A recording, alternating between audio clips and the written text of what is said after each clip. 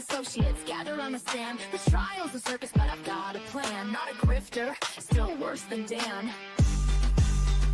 Hopscotch squares, don't slip, don't fall. BK in a felony, I've heard it all. Shake it, magic 8-ball. Tell me the truth, will justice call? Me be the diva, she's running the show. With Capone and Meg, yeah, everybody knows. That we're fat, well, nobody knows. What the corn echoes as the chaos grows. My credibility left in a vehicle. Hopscotch squares, don't trip, don't fall. BK in a felony, I've heard it all. Shake it, magic 8-ball. Tell me the truth, will justice call?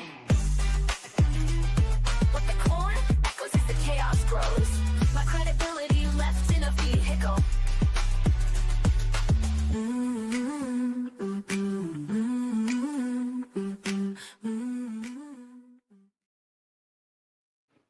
Did you say something? Did I? Did you say something while that was playing?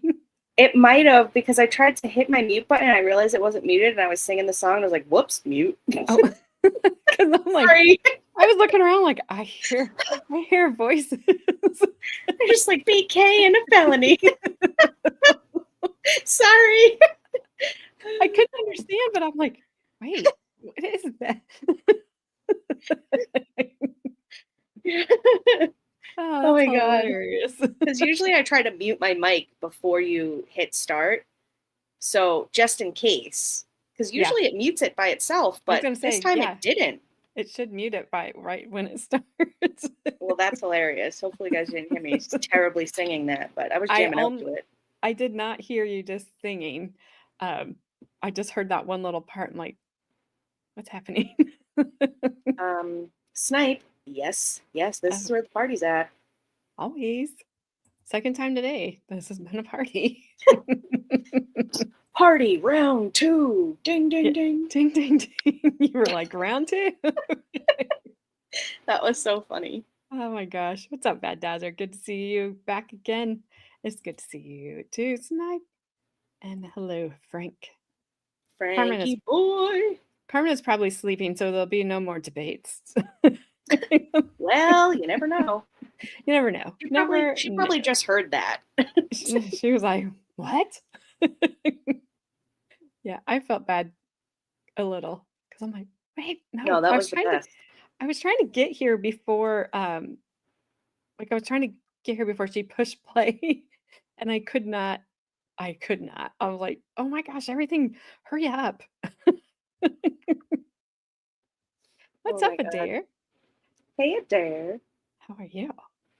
Yes, you are so blessed, Zach, twice in one day. You lucky fella. You're getting too old for that. Oh my God. So, okay. You're going to be lurking? That's fine. Lurk away. I have to, I don't know if Shinny's in here yet, but if we see her come in, I will tell her again after this if she's not here right now. But I did go back and listen to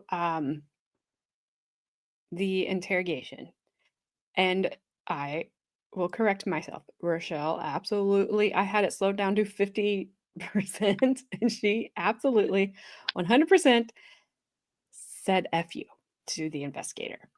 Ooh, spicy. So I was wrong. Don't clip that part. And my husband's probably like, clip, just so I can just play it. He should have been clipping earlier today. Never mind that. We should go back and clip a bunch of earlier because that was hilarious. So, she did say that. She said it after he had told her what Brian Riddell did to her mother, which was horrible, and was basically, telling her she was lying, she needed to come clean, blah, blah, blah. And she just kind of leans back, and you could just tell that she was, in my opinion, was just kind of exasperated with what was happening. And just, should she have said it? No. Kind of understood when she said it, when I was watching it. Because first time I was listening, so she just was like, F you. I was like, okay, that was really clear. But so also, Snipe is definitely speaking the truth right there. Shinny does know the F word. That is true.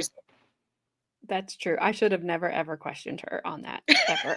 Like that is totally my fault. I have learned. And if I ever question if anybody said it again, I will ask Shinny. I'll be like, listen to this. Yeah, send her the sound clip. Yeah, like, what did they say? Oh, dear. Sorry you learned about that. I'm kind of not sorry. I thought it was pretty funny. Oh my gosh. Hello, Chloe. Hey, Chloe. Carmen we were texting in like the family group chat today, and because Cheyenne sent something hilarious. And then I was like, Carmen made me need to drink today. She's like, I did. And she goes, and it was so great. And so Todd's like, what'd she say? And she put in FFS, and he goes, I don't know what that means. I was like, did you Alaska Pipeline also? No. Oh my God. No. So the other thing that I did, I didn't have time to get all the way through it, but I did go back and listen to, I think it was just over half of the cross-examination of the investigator. And he did have a folder that did have emails in it in the interrogation room. Yes. However, those emails were from Rachelle's dad, that Rachelle's dad gave the investigator. They were all from Jason. There are no emails. There are no chats. There is nothing from Rachelle in writing anywhere that she had put down the plan to go unalive her mom. That does not exist. We're going to have to tell Carmen. You've got to watch the beginning of this, so yes, she knows. It doesn't exist. That was the defense asking the investigator who had Chloe. I was reading Chloe's name. Who had Rachelle? Sorry, Chloe.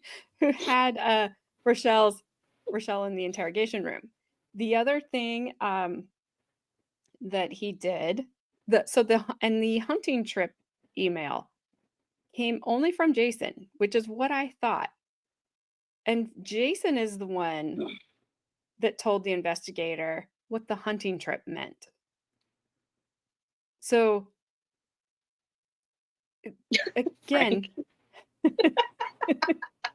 yes, sorry, Chloe. I'm not saying that she is. I'm not. I'm just going down through stuff of where I just kind of have an issue with their evidence or lack thereof. He also said Rachelle actually at one point told the investigator McPherson, you tell me what happened because I don't know. And I'm paraphrasing a little bit here, but you do. You seem to know what happened. So you just you tell me because I don't know. And you're wanting me to you're wanting me to tell you what happened, but I don't know. So Jason's crazy. I think Jason. Oh, me Ash. I don't know what he's thinking. What's up, Ash? I think Jason was really possessive. Yeah. I think Jason just had this weird fantasy that they were just going to be together. And I think just from stuff that I was hearing just back through the second time with the investigator and the defense, it's like, I don't know. Like, Rachelle wasn't told details of what happened. The investigator told her. Jason didn't tell her. Brian certainly didn't tell her because they didn't speak. Also, Rachelle never told Jason how she snuck out of the house. Because Jason is the one that told the investigator that Rachelle told him that she snuck out through the window in the garage, the one where the footprint was.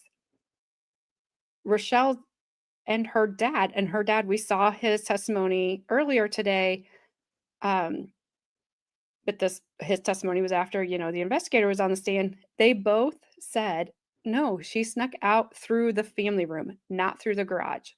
So that's another Jason thing that doesn't add up. I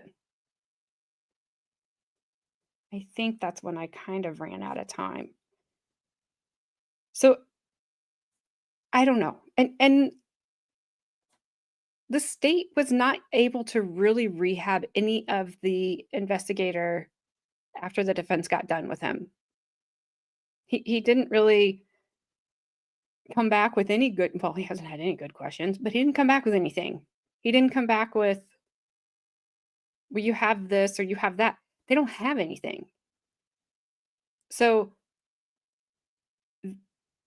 really kind of, I guess where I'm at with it all right now is if you are going to convict Rachelle of unaliving her mom, the only thing you have is her interrogation.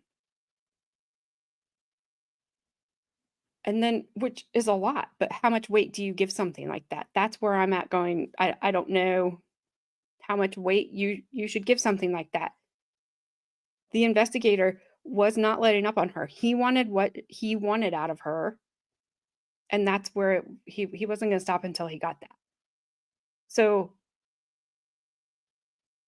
I don't know. I don't know if he had planted enough information to, given her enough information for then her to kind of put a story together. Yeah, it's weird that she went to school and said her mom got in a drunk driving accident. It's weird she just went to school. But, I don't know. I can't tell somebody how to grieve. I can't, I don't have any idea. The whole thing was weird. I did not know. We did not. She's sleeping. What did she say? Oh, duke it out. Yeah. That's funny. Yeah, she's sleeping. I'm not duking anything out. Okay? Carmen would kick my butt. Are you kidding me? She came in like a wrecking ball. I was like, mute my mic right now. It's like, AJ's not my mom, but she came in with strict mom voice. I was like, dang, I'm about to go to my room. Sorry. It was the best, though, because I was kind of laughing. I noticed you got super quiet. I'm like, you don't have anything to say? Come on now. No, because I shut my mic off and I was like,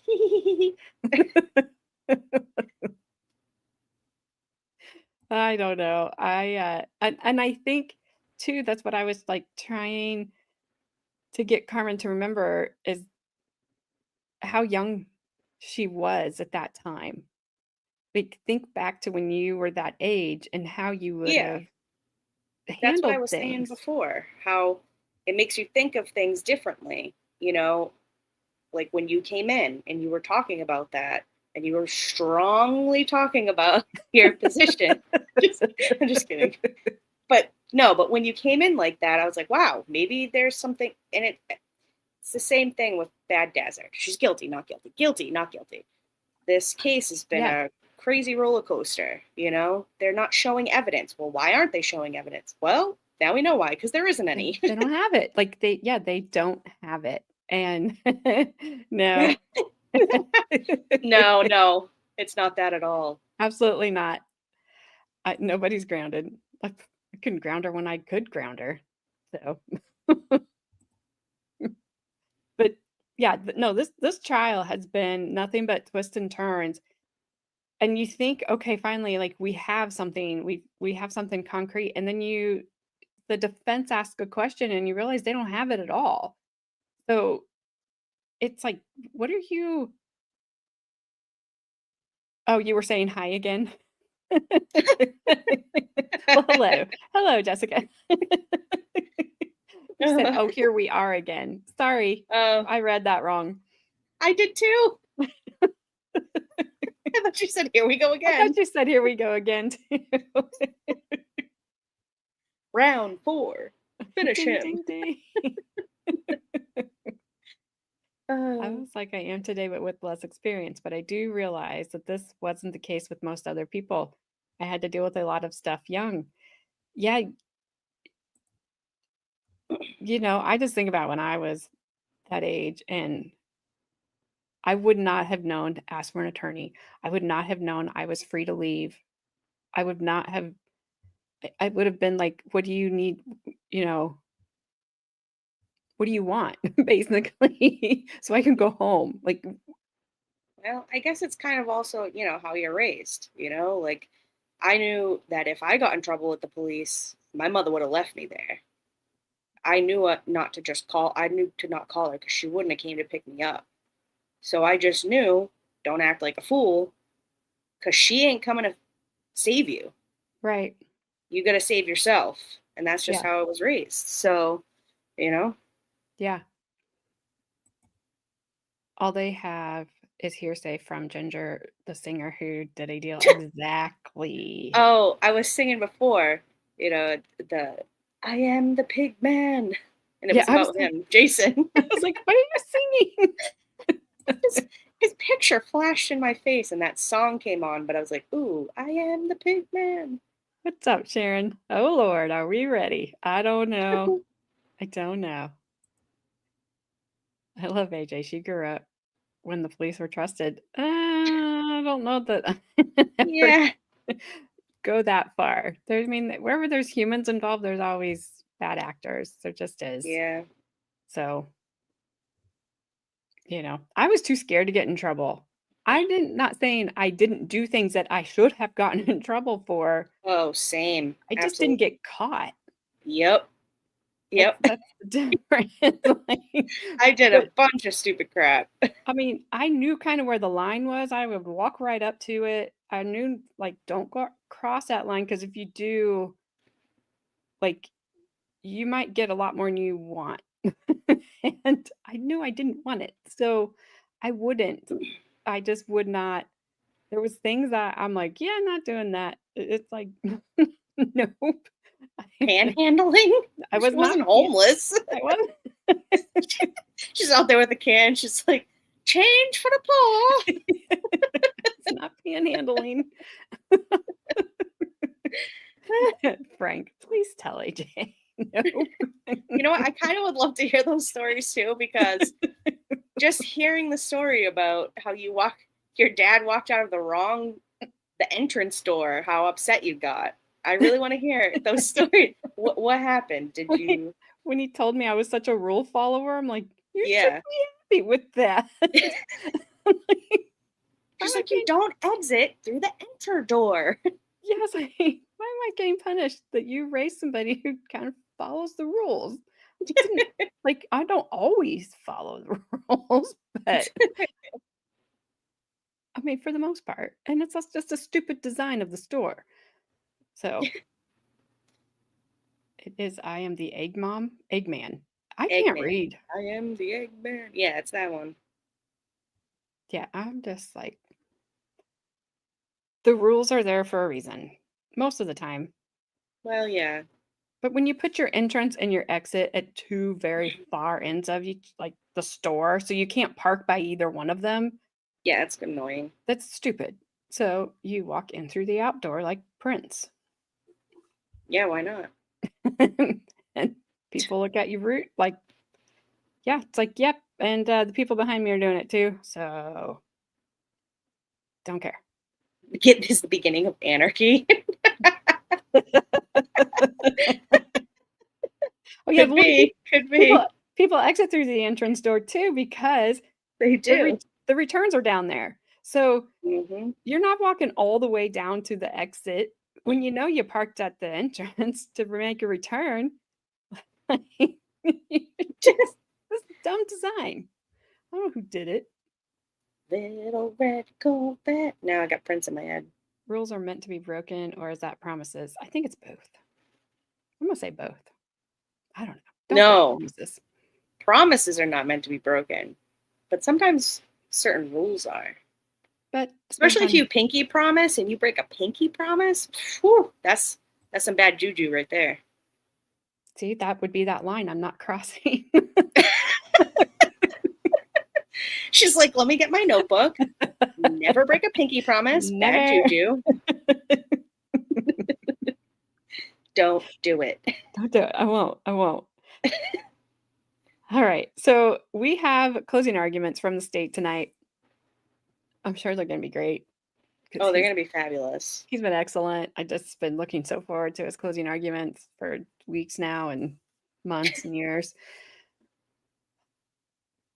I can't wait. I think I daydreamed that it was already over. Yeah. I almost took Lesko up when he's like, go into the verdict now. I almost was like, yep. Yeah, you should have been like, oh yeah, absolutely.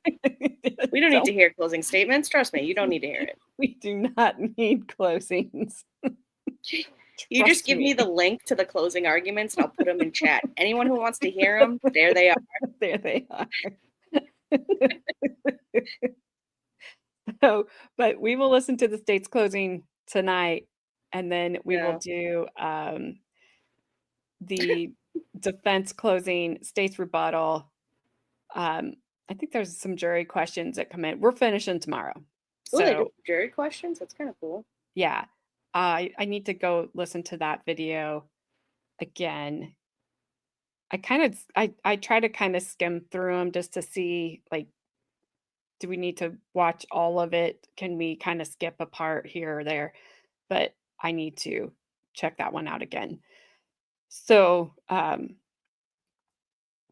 that's that. And the reason we streamed earlier today is because I wanted to end this before Carmen had to go back to work on Wednesday, and because I want her to see the end of it. She's been just as involved as anybody. So I didn't want to end it without her being here, even though I know she's not here tonight, even though she was supposed to be.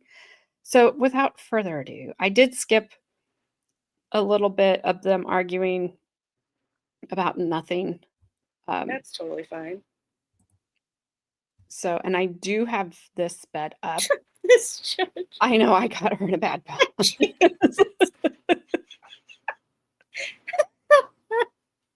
Oh my God. I felt bad. I was like, dang it, Judge. Her face. Oh my God. Yeah. So I do. So I was like, sorry. So if I need to slow it down, let me know. Hopefully it didn't slow back down on its own. I may have to check it, but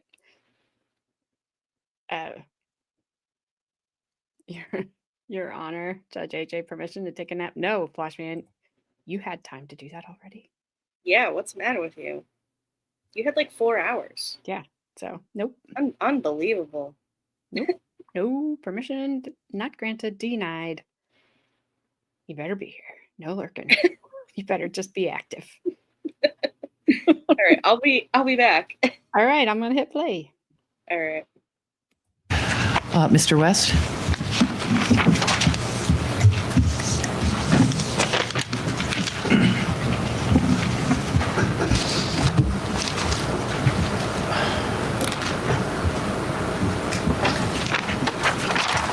As I began my opening statement, I put this picture up of Lauri Waterman because this case is about Lauri Waterman. Unfortunately, it's about the cold-blooded execution of Lauri Waterman.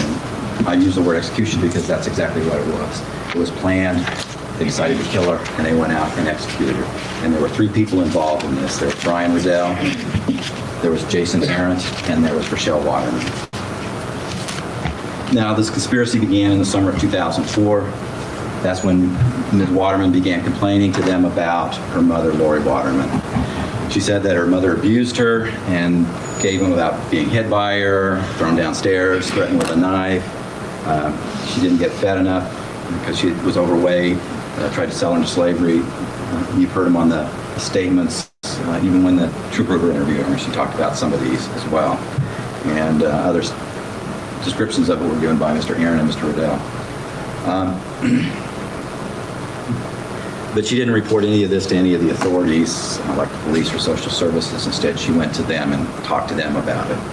And they took her seriously. Mr. Aaron said he saw bruises on her and believed what she said, and Mr. Riddell did the same, said he believed her. Now, Mr. Aaron testified. Ms. Waterman asked him for help. They were talking. He thought it was on email. It might have been on the phone, but they were talking. And she asked him to help her with his mother. She goes, what do you want me to do exactly? And finally she says, I think it would be best if you get rid of my mom. Tell her. And So now he doesn't remember if it was on emails because the emails don't exist. Flashman, when she said slavery, she was talking, the dad, when he testified today, you may have been at the barbershop at that time, said that her mom had a joke about selling the kids off to the gypsies, probably when they were getting on her nerves or misbehaving or whatever. So it was always a joke. And that's all that was. It's ironic that slavery is being mentioned since the only permissible place for slavery is prison. Yikes. So is this beat okay? If I need to back it down, I will. But so yeah, that's all that was. And it was just kind of silly, honestly. I doubt she believed that her mom was going to sell her into slavery.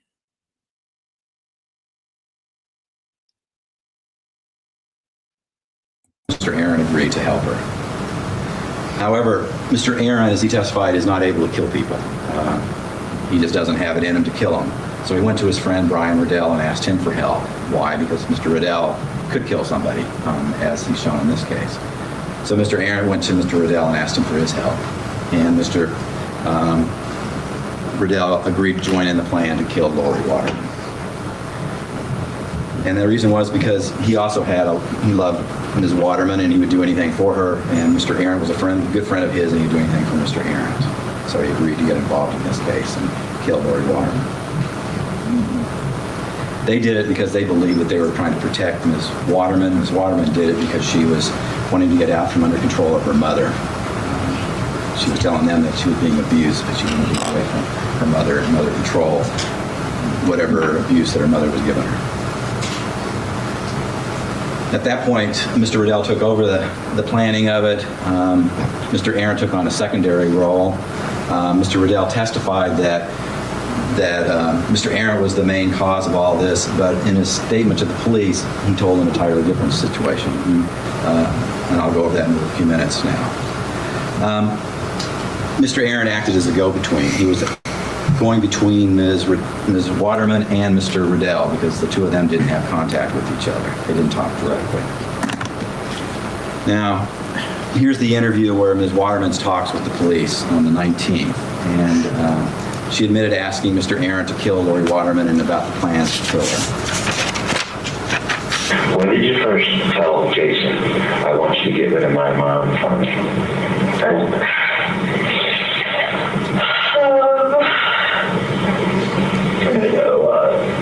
August sometime. Were you still dating him? You still having sex with him? What was going on? We were kind of, I don't know what you call it, coming to the end of the relationship. But we were kind of thinking, you know what, this isn't going to work with us. Okay. So even though your relationship's on the skid, you still have to kill your mom. Is that how it worked? Yeah. Okay. Now, were you expecting Jason was going to handle this on his own, or he was going to subcontract to somebody else? Didn't know. You didn't know what was going to happen? No, he didn't tell me. Okay. When it was the first time he came to you with a plan? He didn't tell me about the document thing. Okay. I did not know about that. Okay. And then I had just happened to call him before when they were supposed to do the shooting thing, so I was asking him to show something about community drama. And he told me about it, and I told him no. Okay. And then he said they had been talking about something like taking her, getting her in the home. And I was just kind of like, I don't know, you guys, I told you not to kill her before. They just kept talking about it.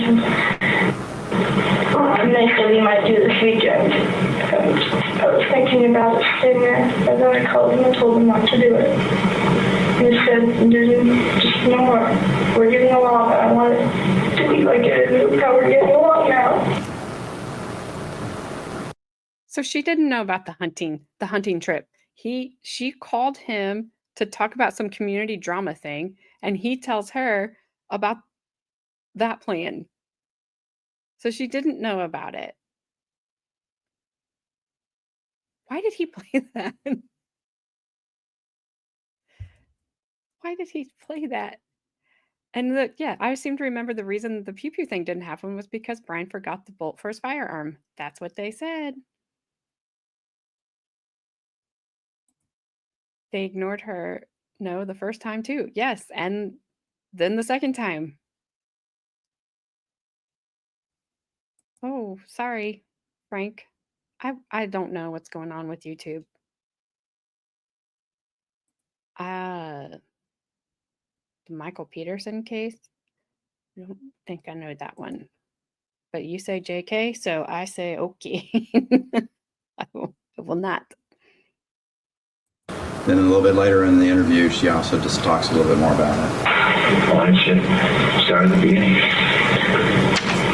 The beginning was right. I communicated forth to them our situation, and pardon me, murder wasn't the first thing they came to. It was the first I was talking about being emancipated and different things like that, and I didn't think I could get emancipated because I didn't think the judge would see it fit. Okay. When it was that idea started being discussed, murder, and I said, I didn't do a lot of talking, I did a lot of listening, because I didn't listen. So, like I said, it was discussed, and I said, well, yes, let's do it. And then, time passed, nothing happened, and I thought it was going to fail. Yeah, yes, let's do it. For which? For the murder. Which scenario? But they hadn't decided on one. So you just basically gave them a green light for whatever they came up with? No, I told them I wanted to know what was going on. Before it happened? Yes. And so time passed, and things started getting a little better, and I thought they had kind of forgotten about it and started to say it. Then another accident happened, and they started talking about it again. About just it in general. I mean, I didn't know a certain plot or anything. You mean a certain scenario? No, I had heard a couple different ideas. I had heard about the abduction one, which was the main one they talked about. That's about it. And then after another accident happened, I had told them about it, and nothing had been decided. Another incident with your mom? Yeah. I'm sorry to interrupt her. Yeah. I need some clarification. Another accident with my mom happened. Okay. And I had told the patient about it. And he said, what do you want me to do? And I said, I'll live. Not a big bruise, call it. He said, what about our plan? I said, I don't know. I'll talk to you later. So I guess he talked to Brian. When was this? This was before the shooting. Okay. And then I was talking to him, and he said, if you want us, he told me about the plan pretty much. The shooting plan? Yeah. The ambush? Mm-hmm. Okay. And like I said, my full stand by was too great. I told him, I don't know if I called off. I don't know if he got to Brian in time. He said, I don't know if I can. I said, please call it off. Okay. And then I saw her later that night, and I was like, oh, okay, we're good. Then I was like, okay, we're okay. And phases again. Another incident came up, and we started talking about it again. This time I wasn't so sure. I don't know, I was like, it was appealing in the only sense that I wouldn't be abused. But then I was is my mother. I love her. So we talked about it, and they knew about the window because I snuck out before. And Just to confirm, which window is this again? it's in the family room. It's That little TV yeah, room on the that's ground it. floor. Yeah. It's not the garage. It's, That's how I get out if I wanted to have when we were kids. I told them, yeah, geez, you can get my house. Very slow. or sneak in, conversely, I guess. I guess, no. Because it's right on ground floor, there's no screen, it's hardly ever locked. Yeah. Well, they probably knew about that before, it's just in conversation. They were stuck in your house before this time. No, Ever ever sneaking in to have sex or anything? no. Okay. Okay, continue, please. And for state, she had gotten angry at me. Another incident occurred. I told them about it. And they were coming up with this plot. What's she touch you about? A lot of my black, I had also gotten a C in math. And just normal stuff, you know. Okay. We don't like black. All right. And so it just come up in conversation, you know. Yeah, my dad's gonna be gone this weekend. So if we were gonna do something like this, would it need to be done? They were saying, so if we were gonna do something, this would be an opportune time. And I'm kind of like, well, yeah, I suppose. And well, that's when I didn't know if we were gonna go to state or not. Because of course I only found out this weekend. After I found out I was going to state, I was really excited, and I told them, yeah, I'm going to state. Our team made it. We, he, who. And I didn't really say anything about the plan. I guess I was euphoric about running regionals.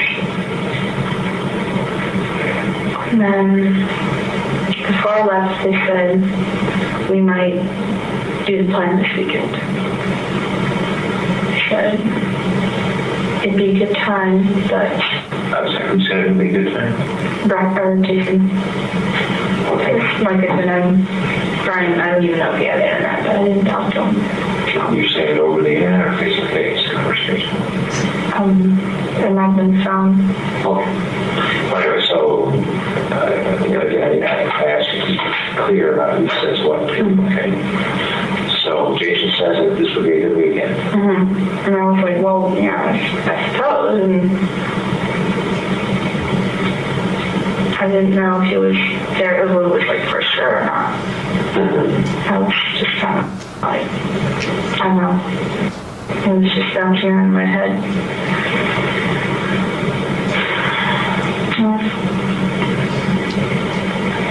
School the weekend, you're worried. And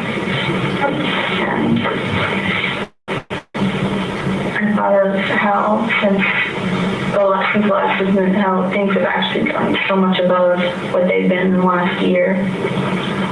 We were both happy about regionals and honor choir. We had gotten to spend time on my honor choir trip. Yeah. Your mom? Yes, because she was chaperone for that trip. And we got to spend time together. And so on this call, I talked to him about it. And This is the Friday call? Friday call. Rachelle? Yes. Let's copy there. Yes. Remember discussion? And Evidence, and then you're I going to know. lost. I know. We called on Friday. And honestly, we didn't even talk about it. It wasn't even, well, at least not that I remember. I told him about my trip. Right. I told him how things were going with the team. And I really don't remember much of that conversation. There was nothing about the murder plot. Not that I remember. I mean, you'll have to forgive my memory. I seriously wish I remembered more. I can't really remember what I talked about. Rachelle. I'm sorry. I'm hearing so many people sleep. I'm seriously trying to remember. I swear to God I am. On that phone call, you did not tell them to stop. No. You did not tell them to stop. No, I didn't tell him to stop. I didn't even know if it was going to happen or not. Rachelle. Yes. You suspected it. I had an idea, but Now, Mr. Riddell testified that he took on basically, Mr. Aaron had the primary role and he took on the secondary role. And after the shooting plot, nothing happened until in November, and they raised it again. But in his interview with the troopers, he gave a different version. And his testimony, as he admitted, was based on, after reviewing all the police reports and everything, and it was an interview with the police. It would have been before he had seen anything else or known about anything else. And I played a portion of it for you, and this is a small portion of what I played for you during Mr. Riddell's testimony. She never actually spoke to me. He spoke to me. I did not speak to Rachelle over this period. Okay, but Rachelle has a hand in this incident. She's kind of said, do this for me. That's what he told me. So she tells Jason, I want you guys to kill my mom. From what he told me, that's what I know. He spoke to me. So he spoke to me. I never actually spoke to Rachelle about any of this. Okay, so he was the go-between. Yeah. Okay, so she did say, kill my mother for me. Again, I can't say this. Okay, but I can say she told me. All right, and when did she first say this? I don't know. I mean, weeks ago, months ago? Weeks, I'd say. Okay. Did she ever, relate him? I mean, I think you never had direct contact with her. No, I did not. But I mean, did she say, okay, we're going to be gone this weekend. Now's a good weekend to do it? Jason told me that he'd been informed that they were not going to be there over Friday and Saturday. Okay. And that she had given orders to the effect that this was time to do it? No, she never actually gave orders that was the time to do it. Okay, but At least I didn't hear it. This was, once it got to that stage, plan and execution was my call. okay, so you were basically given the task of doing the dirty work. But I didn't have to be given the task, but it's like I said, I mean, you willingly agreed to do that. I did not want murder on Jason's conscience. I mean, it was to a certain extent, but not actually doing it. And then the same thing for Rachelle. Well, I never assumed she would ever be involved. Well, I mean, you understand what a conspiracy is. Yes. Everybody has a role in it. Obviously you're the guy who did the deed, but these other people assisted you. Or Jason assisted me. she helped plan it. No. Well, she's There was, she said, she's the driving. what I'm saying is when it came to planning, she was definitely not involved in the planning. I did not want her to know anything. Because just like I knew I was taking a risk simply having Jason involved, every single mouth that knows anything is one more mouth that can talk. Right. Okay. Is it okay, I understand that. So you basically kept her out of the loop because you don't want her to talk. Yeah. That's the reason. To keep her out of the loop. No, I just did that. I figure the more people that knew something, the more likelihood they would respond. For example, if you were questioning them, if they knew something, their eyes might light up, twitch, something that would say they knew about a specific of what. If the person doesn't know any specifics about it, they can't give anything away about it. Right. But that still makes him a conspirator nonetheless. Right. Understandable. Now, this explains why Mr. Riddell didn't get the plans for the house or anything. He'd have to go have Mr. Aaron contact Ms. Waterman and get them. he didn't want to have Ms. Waterman know all the specifics about it.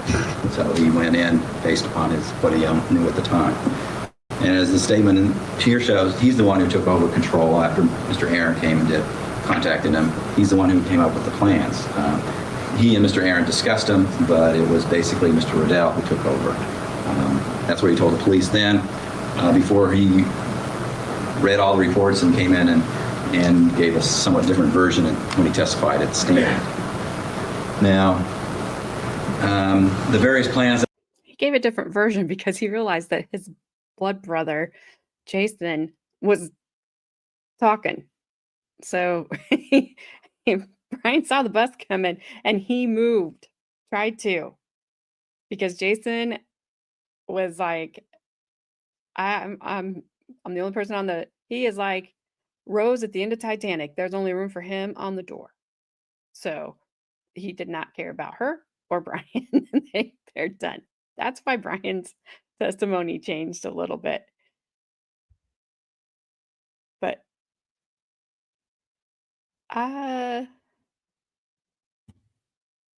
sorry, I lost my cursor. It's on the wrong screen. If I'm not mistaken, the plans for buildings are available at City Hall. I don't know about house plans, though. I don't know. That would be, seems like that would be prime picking for people who want to get in your house. I don't know. I think businesses, maybe. Yeah, they gave Jason a deal, for sure. All I hear is Jason. Jason, Jason, Jason, Jason, Jason. But can anybody just come in and get them, though, to your plans? I don't know.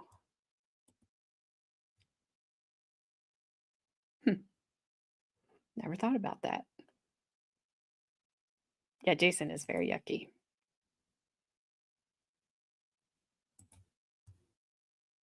All right, well, Ronnie, if you didn't hear the beginning of the stream, you might want to go back and listen to it. I re-listened to most of the interrogation. I think it was a little over half. I didn't get all the way through, or not the interrogation, the cross-examination by the defense of the investigator. And he said some interesting things the investigator did. So when we get done, if I have time, I'll go back over them. Were discussed included a bathtub tubs plan where they were going to kill her, put her body in a tub, fill it with cement, and drop the tub in the water off of Mr. Riddell's boat. There was a break into the house and kill her. I think Ms. Waterman discussed that, talked about that. There's another one about blackmailing. I think someone talked about that. Mr. Aaron and Mr. Riddell. There was a shooting plan. That's the one that came actually closest to being executed prior to the one where Ms. Waterman was killed. This was in September. Lauri Waterman was to drive Rachelle to practice at school. As he was driving out of school after dropping off Ms. Waterman, Mr. Riddell would be across the street and he would shoot. This got called off the last minute. Mr. Riddell and Mr. Aaron said that Mr. Riddell had gotten a bolt or a screw to the gun, to hold the stock, whatever. Ms. Waterman and Mr. Aaron said that she did call at about the same time that Mr. Riddell went out and asked to have it called off. But it just fortuitous that Mr. Riddell had forgotten his bolt, so that plan didn't go through. But it came very close because he went out actually there to kill her and didn't do it because of the delay in getting the bolt or screw for the gun. Ms. Waterman, Lauri Waterman, had driven by that time. So it actually came very close. Now, after that shooting incident, Mr. Aaron sent an email. This is a copy of the email. And that first paragraph here talks about a hunting trip. And it says, how goes it? Not much going on here. I went down and found Brian so I could chat at him for a bit. Oh yeah, and we canceled that hunting trip we were planning for today. But he said he'd like to go sometime soon, no later than a week from now if we can swing it, so that should be fun. And there's a face with a wink in it. Everyone, Mr. Riddell, Mr. Aaron and even Ms. Waterman on the interview agreed that the word hunting trip referred to the shooting incident. And it was canceled. But you can see clearly from the email that was sent, this was covered in Ms. Waterman's computer, Brian was still making plans for it, and he'd like to go sometime soon, no later than a week from now. He wanted to continue on with the plan sometime in a week. Now, there were some letters that recovered. The first letter that was recovered is this one. If you look at the top portion of it up here, I'll blow it up. As Sergeant Thompson testified, that first date is the date it was created, September 29, 2004. That's the same date as the email that was sent, was September 29, 2004. This is the last date it was altered, which is next day, September 30th. So it was typed the 29th and 30th. And this was the last day it was accessed. Either somebody looked at it or opened it or did something, but there was no change in this after September 30th, 2004. If you look at the first paragraph, it begins with, if you're reading this around anybody, stop, with the wink face. Hey, baby, I guess that's a happy face. I'm sorry my email, if you even had a chance to read it yet, seemed a little impersonal. I just wasn't sure if you'd be checking it at home or what, so I didn't know what was safe to say. Oh, BTW, that last part that looks really strange, that's Russian. It means I love you. I couldn't help but slip it in there. I figured the odds of your mom reading, or your mom speaking or even recognizing Russian were pretty remote. I knew you probably wouldn't know what it was either, but I just couldn't close my mail to you with a see you later, pal, handshake kind of deal. So I improvised, and there's a wink there. Now, if you look again at the email, look at the back bottom part here. There's some scrabbly stuff. That's what he was referring to. This is the email he's referring to in that letter. Let's go back to the letter, and let's look at this paragraph. Sorry, I miss you so much. It's going to be hard to wait a month if we have to, but Brian thinks we will be able to move on the plan a lot sooner than that. I'm sure there'll be some cool down time afterwards, since I'm betting your dad will go into protective mode on you. But, and I'm just guessing on this, I've always seen him as a kind of pushover when it comes to you. He also happens to be a pushover when it comes to your mom, so when she's out of the picture, it should all be good. No worries, baby. I know that's easy to say, and it doesn't make it any easier to stay away from you, but we'll be all right. I just know it. Or to quote The Princess Bride, this is true love. You think this happens every day. So it'll all be a memory, and we'll be together no matter what I have to do. We'll be together. The way I see it, even as hard as it is to be apart from you, it really is inevitable. I mean, I can't live without you, and I'm not exactly ready to be shuffled off this mortal coil just yet. So that leaves only one option, like my logic. A wink. This letter was written, as I said, on September 29th and September 30th, 6 weeks before Lauri Waterman is killed. Before the police focus in on Mr. Aaron and Mr. Riddell, before the police investigation, before anything, before Mr. Aaron has any motive to make anything up. He's already here talking about Brian moving on the plan a lot sooner than that. It's going to have to wait a month. We have to, but Brian thinks we'll be able to move on the plan a lot sooner. The letter shows Brian is the one who's coming up with the plans. She's talking there about the plot to kill his mother. That's what we're dealing with here. You may think Mr. Aaron, you may not trust him because he's looking at a deal or any of that. This is written before all of that occurred. He had no idea he was going to be caught or any of that, be caught or be a suspect or anything. This was before she was killed. So he has no motive to make any of this up. None of this is. And here he is writing about it in a letter. He says he delivered to Ms. Waterman, whether she read it or not, doesn't alter the fact. He was typing this up 6 weeks before she was killed, before there was any motive to make any of it up, and it corroborates everything that he says, that they were into the plot, he was discussing it with Brian and with Ms. Waterman, and that Brian Riddell was the one who was taking the lead on coming up with the plans. This corroborates all of what Mr. Aaron's saying, and it occurred before there was any motive for him to make anything up or lie about anything. The murder hadn't even occurred. Police hadn't begun an investigation. He hadn't been a suspect. He hadn't confessed. None of that. This was in September 29th and 30th, 2004. This is part of the letter. And Brian and I were thinking of another thing, more in the long term. He sees your mother as rather materialistic. I mean, she's fucking wanting to sell you off. And if some catastrophe happened and she's around for the duration of your stay in that house as an 18, then she'll practically be throwing you at me if I had money. I don't mean like buying you, Jesus, no. I just mean like if I showed up to watch a movie at your house and roll up in a $100,000 Ferrari, she'd be wanting us together so she might get something out of me. I don't know if this view on her is the same as reality, but it sounds good in theory. So we've got some ideas in place to nab some large cash in the long term, maybe a year from now, or to set it up. Just try to see all the angles here, Dave. Happy face. And no, it's not robbery or anything. Should be pretty safe, actually. It seems like a good plan with a good cover for where the money is supposed to come from. Mr. Riddell testified that they did talk about money, but it was only about in the early part of November, about a week, about 10 days or so before he killed her. Well, this letter is dated September 30th, and or September 29th and 30th. He's already talking, Brian and him are talking about money plans. So, I mean, this contradicts what Mr. Riddell says about not having any involvement until after the shooting. This doesn't prove anything. This proves that Jason wrote freaking emails when he said it doesn't matter if Rachelle read it or not. It should. If she's supposed to stop them because she is part of the plan, it should matter if she read this or not. Where's her responses? Oh yeah, we don't have any. Yeah, the narcissism is palpable with Jason. Yuck. Yep. I can't. Thanks, Flash Fan, for doing that. I can't. He did absolutely lived in a fantasy world, Bad Dazzer.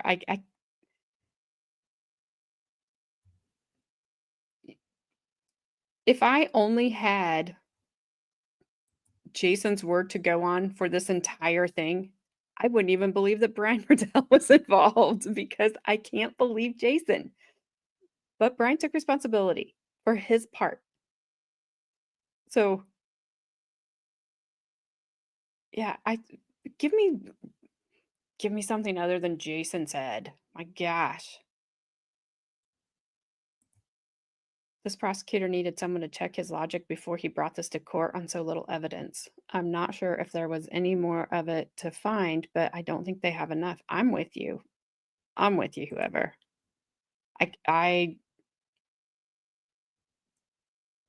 Yeah, he's not tying it up in a nice little bow at all. And I don't think he can.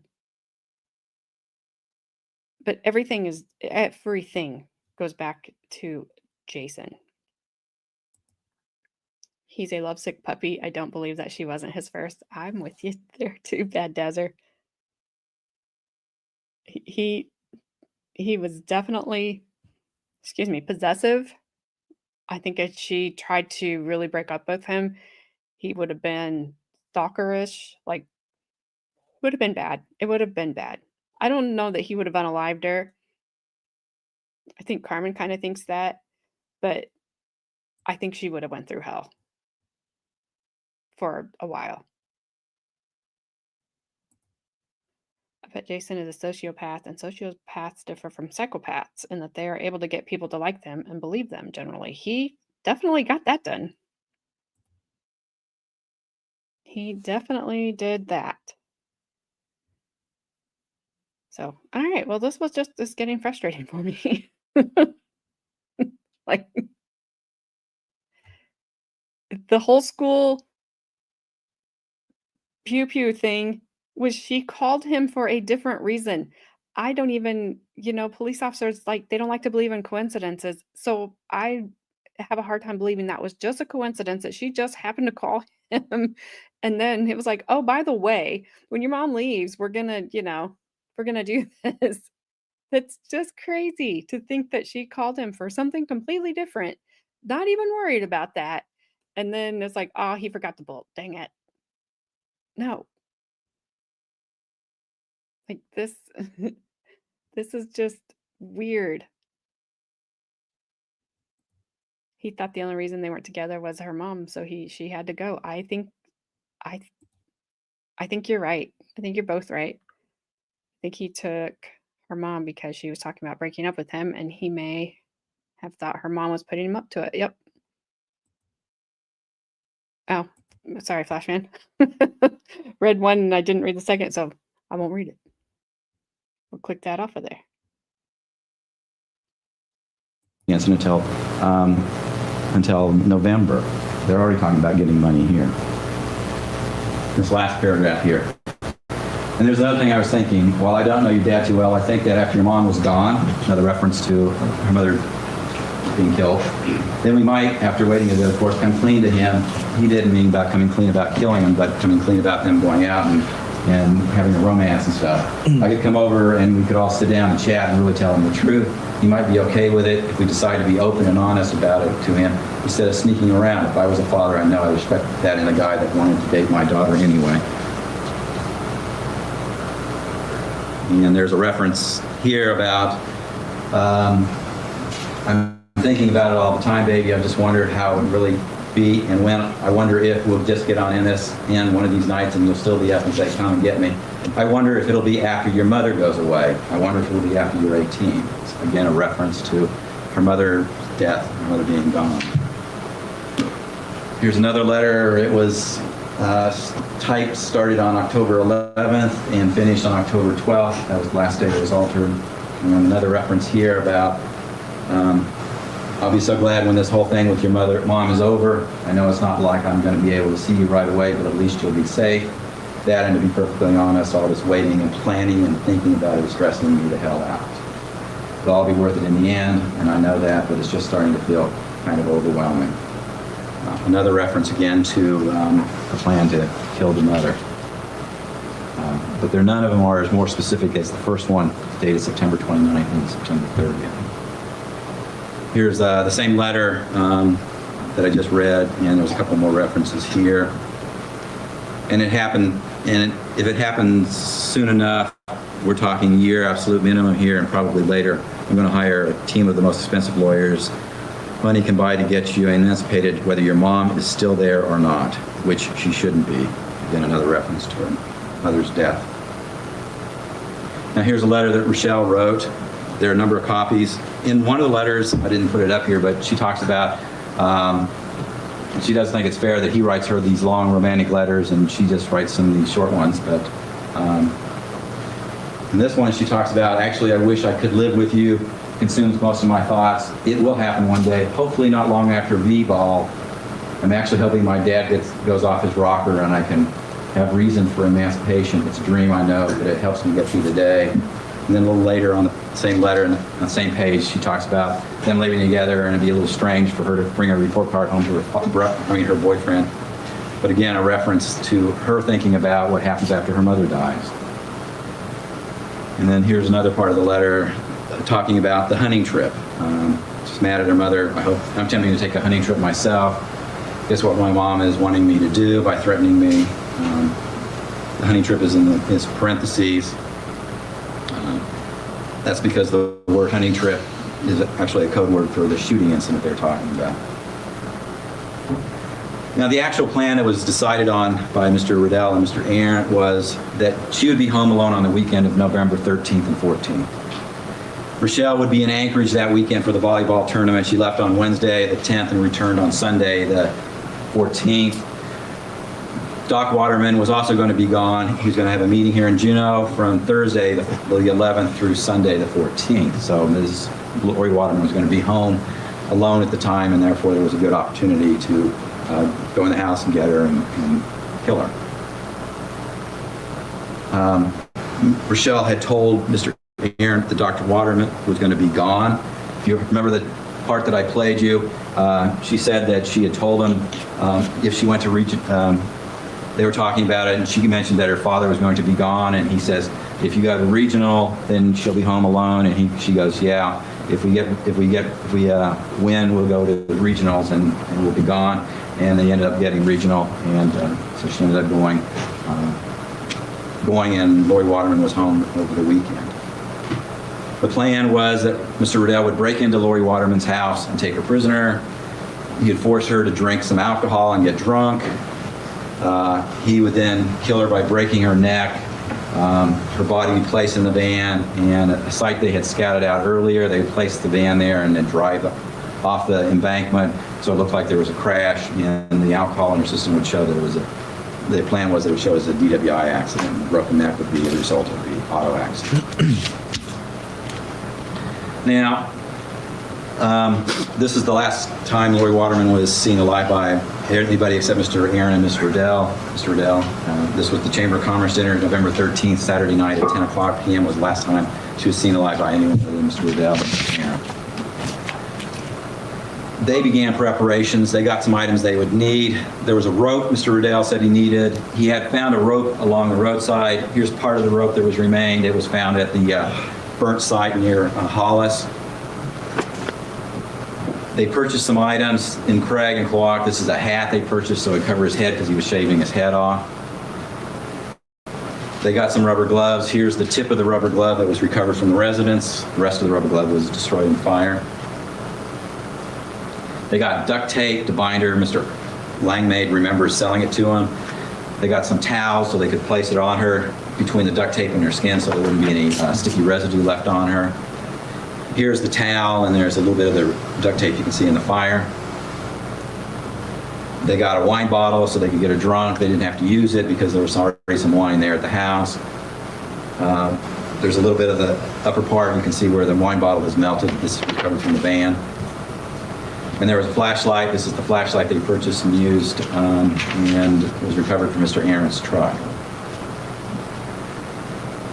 They also got some other items. There was a gasoline can as they were leaving the residence in Hollis to go to Craig. They got a gas can and put it in the truck to in case they needed it because in case the Waterman van didn't have much gas in it.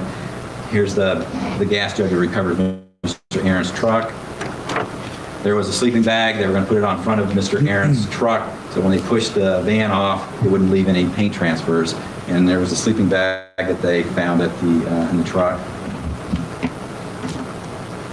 They also got rid of Mr. Aaron's hair. They shaved his hair off of his head and his face off his body so that he wouldn't leave any hair in the residence as trace evidence. I guess he's seen a CSI and a bunch of other TV shows about it. That's the reason for doing it, so they wouldn't leave any trace evidence behind. And here he is with his hair cut off, and we actually recovered the hair from his residence. Here's the map of Prince of Wales. Mr. Aaron and Mr. Riddell left Hollis about midnight in Mr. Aaron's truck. They drove over to Craig, took about a half hour to get there. Mr. Aaron dropped off Mr. Riddell and Craig at about 12:30 that night. And then he went up to the gravel pit there and stayed there for several hours waiting for Mr. Riddell. Here's the gravel pit where he waited. He pointed out to the police the cigarette he was smoking. Here's the residence. Mr. Riddell went over to the side window there, checked it, found it was unlocked to one of the screens, so he went through that window there. Here's the window on the outside. Here's the window on the inside. Here's a little like drawers, but just a little drawers there that are there. He said that he opened the window up, reached in because that was in the way, pulled it out, set it down there so that he could then step in, and then he pulled it back in and put it back up there. So as you can see on top of it, there's the spark plugs. There's one of the spark plugs he dropped when he did pull it out. And there's a footprint that he left when he went in. He then went over to the pet door, over to the door from the garage into the house that was locked. He reached up through the pet door and unlocked the door. Here's the door. Here's where the pet door was. He reached up and unlocked the door and got in that way. Now he went up the stairs. There wasn't anything downstairs. There wasn't anything on the second floor. He went up and got up to the top floor. He went up the stairs too. Ms. Waterman, Lauri Waterman, was still awake at the time. He said that she might have heard some noise or something, but she got up, closed the door, and he went over in this area so she would see him and hid it there for over an hour waiting for her to go to sleep, which is the exercise area. He then, after about an hour or so, he went in, snuck into the bedroom, jumped on top of Lauri Waterman, restrained her, and forced her to get dressed. While he was doing all this during the struggle and whatever, part of the fingertip of the glove got broken off and fibers were dropped from the rope in the room. And then he took Lauri Waterman downstairs. Here's the glove tip and one of the fibers that was recovered. Here's some more of the other fibers that were recovered from the residence, from the same type of rope that was later recovered. Here's one of them. He then took her downstairs to the kitchen, this kitchen area, where he then forced her to drink the bottle of wine and get her intoxicated. He then took her to the van, tied her up into the van between the front seat and the middle seat on the floor. While he did so, when he brought her out, he again dropped more fibers from the rope, showing that he brought her out that way. And then he drove the van out of the garage with Lauri Waterman. He then drove from Craig. He met Mr. Riddell near the gravel pit. Mr. Aaron. Mr. Aaron had driven from the gravel pit and was heading towards Clock when he drove a couple miles when he saw the van, turned around and met up with Mr. Riddell, and Mr. Riddell told him that he had her and follow him. And they ended up going to the location where they had seen, drove to where they were going to kill her. It's about an hour drive north of Craig. Here's the picture of the road taken from a long distance looking down towards the bridge. Here's the bridge itself. This is looking from where photograph was taken from the officer standing near the bridge looking back towards the road, up towards the road. This is where Mr. Aaron said was where Lauri Waterman was murdered. This was where Mr. Riddell said that Lauri Waterman was murdered. It was dark at night, and so the two of them have slightly different locations, but they all agree it was this particular stretch of the road that he killed her at. But it was in this area here where she was killed. The plan was then to drive her off the embankment. Now when he did, he got a plastic garbage bag out, put it on the ground so she wouldn't get dirty. He then pulled Lauri Waterman out, put her on the bag in a kneeling position. He tried to break her neck like I saw on TV. It doesn't work. And he wasn't able to break her neck. He then took a flashlight, grabbed it in his hand and started smashing her throat with it numerous times. He couldn't kill her. The flashlight ended up showing DNA consistent with Mr. Riddell and Lauri Waterman's on it. Mr. Riddell then suffocated her, put his hand over her mouth and her nose, pinched it, and then she stopped breathing and she was dead.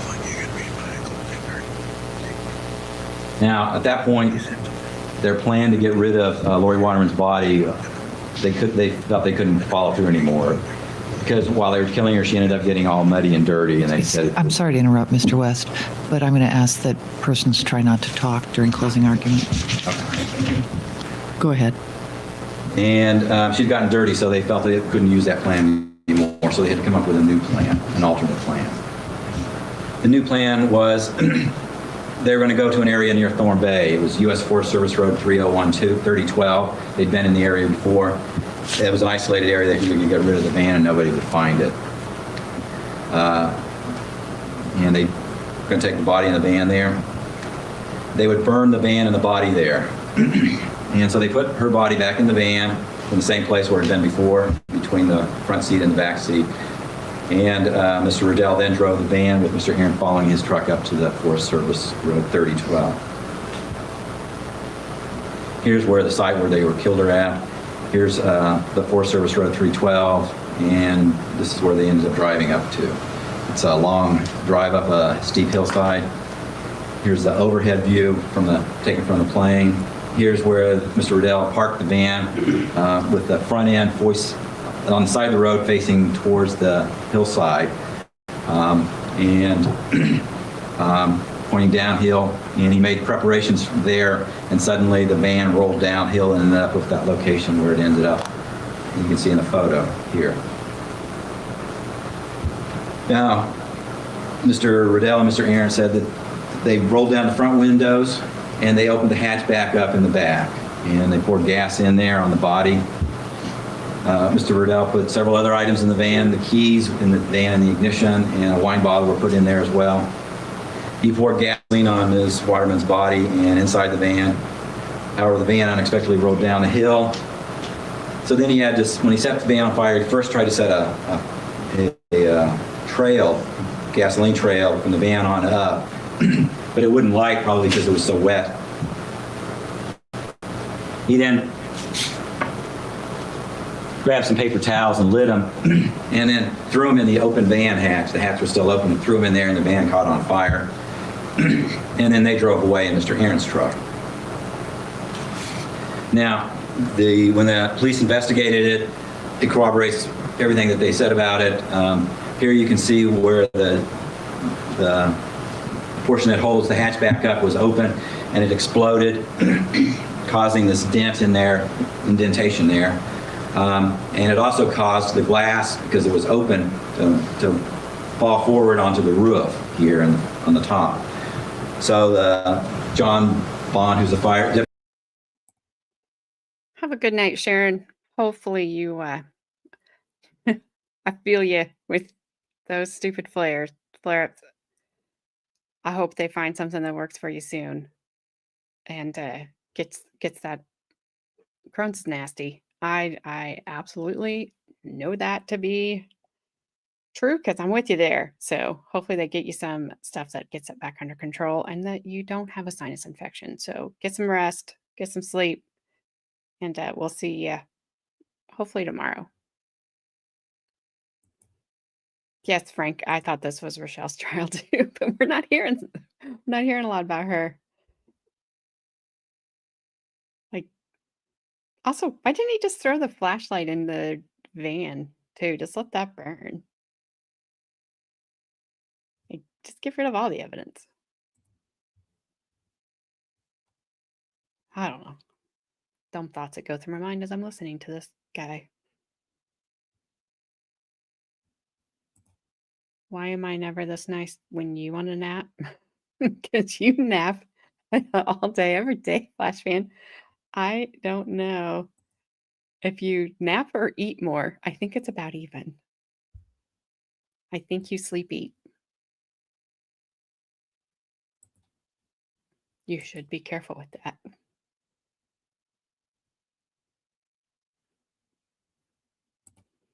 These guys may have been computer nerds, but they don't seem to have been rocket scientists nor particle theorists. Or know when somebody's apparently not responding to your emails. Like, stop emailing them. Boop. She's back. Okay. Well, fill me in on what I missed. Nothing. Really? I Absolutely mean, nothing? he's just rambling. He played part of the audio from her interrogation, which was way better. They should have just played that and did the transcript. Yeah. And of course, he played the part that makes her sound bad, but it's kind of like, is she saying what she's saying because he's already told her that information? Mm-hmm. You know, but the rest of this has all been emails from Jason. And he's like, well, Jason said right here, Brian's name. So, you know, and this was before Lauri Waterman was unalived. So this just proves that Brian was there. And this just proves that, you know, Rachelle knew. Well, there's no responses. He's only read Jason's emails. That's it. Mm-hmm. There is one handwritten note that he had from Rachelle that said, about to go on a hunting trip myself. And she put hunting trip in quotes, but she never said, like, because you guys Anything aren't about it specifically. yeah, because it's like, because you guys aren't acting fast enough, or if you guys aren't going to do it, I'm going to do it. Like, I don't know. I mean, I guess you can tie that there. Fine. I'll give that one. Whatever. But most of the rest of everything is, I mean, we heard Jason's name so many freaking times that Frank said, I thought this trial was all about Rachelle. Like, Yeah, I saw that. Yeah. like, it's just been Jason and Brian. Like, Rochelle's not really been, other than the very beginning, now it's just Jason and Brian. Yeah, again, like it's kind of how you said, like they want a specific truth to come out, you know? So Yep. they're going to tell their truth to try and pin it on this other individual that wasn't in the town at the time of the crime. She wasn't anywhere near this town. I mean, she had to fly out. Yeah, I think it was 600 miles. It was like 400 or 600 miles. Those two numbers are standing out. And you know, there's no emails linking her to it. They haven't shown anything about her blog whatsoever. Nope. Her blog is very confusing to try to find online in general. Yep. Because there's so many like fake ones out there now. I mean, you know, it happened many years ago now. So it's, you know, up, down, up, down, up, down. Yeah, I'm just going, maybe you should have tried Jason. I think whoever said that. Maybe you should have tried Jason here. Yeah. Because he's like, well, Jason, don't think like Jason got a deal or whatever, because this was written 6 weeks before anything happened. And at one time, the prosecutor said it doesn't matter if Rachelle read it or not. Like, well, doesn't it? Well, If she I didn't think, read it, how would she ever know? well, I guess there's okay, so if someone reads something but doesn't respond to it, actually, technically, how do they know that she actually read it? She could have just looked to see that she got an email, but never actually went and actually read it. Yeah. You know what I mean? So, like, Yep. they can't prove that she actually read the email. Right. But he said it doesn't matter. I'm like, but if she didn't read it, how would she know? how would she know? That's hearsay. Like, how would she know the plan if she didn't read the email? So she wouldn't know she need to stop anything. So it does matter if she read it or not. And you guys can't prove if she did or she didn't. There's no response. You have one little tiny letter, handwritten. Yeah. It's just, all of this is very odd. Bad Dazzer. All I heard was up, down, up, down. Yeah, I know. Once I was saying it, I was like, probably not the best words for this chat. My bad. And I know, like Carmen was saying, because I know I have been hung up on this whole read technique this whole time. I know I have. And she was saying he didn't even go hard after her. And I'm like, because he didn't have to. Yeah. Because she was a kid and he could easily trick her. It doesn't matter. Not, I guess, trick her, but you know what I mean. Yeah. That's basically what it is. It's a Yep. trick. Absolutely. People who aren't, highly educated on the subject, or any, people who don't know a lot about police or interrogation in general, would not know anything about that. You know what I mean? So they are not going in there looking for certain things or hearing certain things and be like, oh, gotta be quicker than that. You know what I mean? And we're all taught the police are here to help us, and they are. I'm not saying like that. They are here to help us. But in that situation, when they are not here to help you, when he's like, we're the best friends you have. No, you're not. They are not here at that point in time to help you. So, but she doesn't know that. Like, yeah, she's just a scared kid. And she was a kid, period. That's just period, full stop. Full stop. Like her lawyer said, you can't tell a 5-year-old grow up, grow up, grow up, grow up, grow up, and it happened. Right. And just the same way, telling her to act like an adult doesn't make her an adult. And if you listen, like the doctor was saying earlier today, it's we've all said she's a town bike, and yep, but it sounded like about every month or two she had a different boyfriend. Yeah, because this other guy, Ethan, they keep bringing up too. Was he the first guy that they had on the stand? Ethan? Because they had one of her other boyfriends up there before these two guys. Ian was like the really kind of arrogant jerk. Yeah. And I thought there was who looked like he was 12 but drank like a whiskey on the rocks. Yes. He had his own library in his house. So he wore a velour vest with a bow tie. A short sleeve shirt with a tie. Like, it didn't look good. But I'm guessing that Ian's family maybe had a little bit of money, or maybe a lot of money. Because why isn't he here?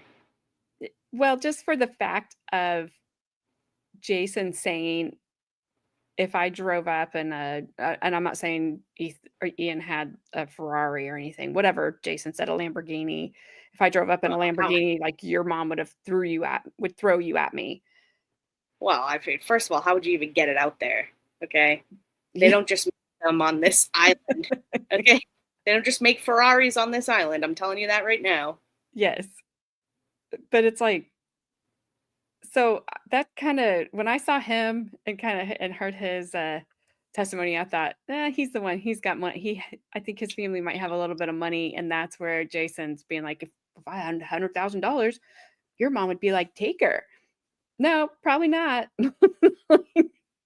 Yeah. No. I mean, you're going to need some serious money to even ship the Lamborghini to the island, the Prince of Wales Island. Okay? That's a long way to go. And with then car. you're gonna drive it what, a month out of the year there? Like, Yeah. it's In what, Alaska. like 4 miles across the Prince of Wales? Like, calm down. You're not speeding around there. It's like, let's race. Phew, one. Phew, Yeah. one. Phew, one. It never runs out of gas. Never Yep. ever. Like, Just had the same tank since I bought it 20 years ago. basically, yep. Yeah. Oh, Ronnie, the only reason she slept with ugly Jason was to persuade him to do what he did. Ronnie, that's a Puddletown answer, all right? Absolutely. Put the Puddletown down, Ronnie, and step away. Yeah, step away from the Puddletown. Step away from the Puddletown. Oh my gosh. Oh, hey, Heidel, hey. He preferred a bike over a Lamborghini. Yeah, a bicycle, that's for sure. He couldn't. Yep. He didn't have either. I bet he couldn't even afford a 6-speed. Probably not. What's up, Idol? Just kidding. I like just a ferry boat. And then you gotta hope that it makes it over on the ferry boat and the ferry boat doesn't sink. And then your Lamborghini's at the bottom of whatever that body of water is. Just like they get another You can't even get up to top speed because the roads are too windy and the island is too small. Of course. Yeah, When you exactly. think about You it, just- you aren't allowed to go top speed anyway. It's basically one of those Hot Wheel trucks, like one of those Hot Wheel tracks from the commercial where it just goes around and around in a circle. And it's not even like that many miles. It's just like a mile around. It's like you have to do 60 laps to equal 1 mile. Yes. Just like meow, meow, meow. Like, okay. Oh my goodness. Well, Beware of tunnels. yes, Yes, beware. exactly. Oh my god. I Painted can't even- tunnels. Watch out. I can't even say what just popped into my mind. Wow. Oh my. Okay. Okay. Okay. Well, I was going to tell Frank to beware furry tunnels. So it was Okay. 2006. Honk in the tunnel. Like mer, mer, mer, mer. Yes, the kitty are adorable. Well, I think those cat exercisers are bigger, but Oh, the kitty wheels are huge. yeah, there's my cat would have looked at me and she would have just laid in the bottom of it. It would have been like Yeah. giving me the middle paw all the time. Like, I whatever. feel like I would have walked by it and just spun it once. Just like dark thoughts coming to life, you know.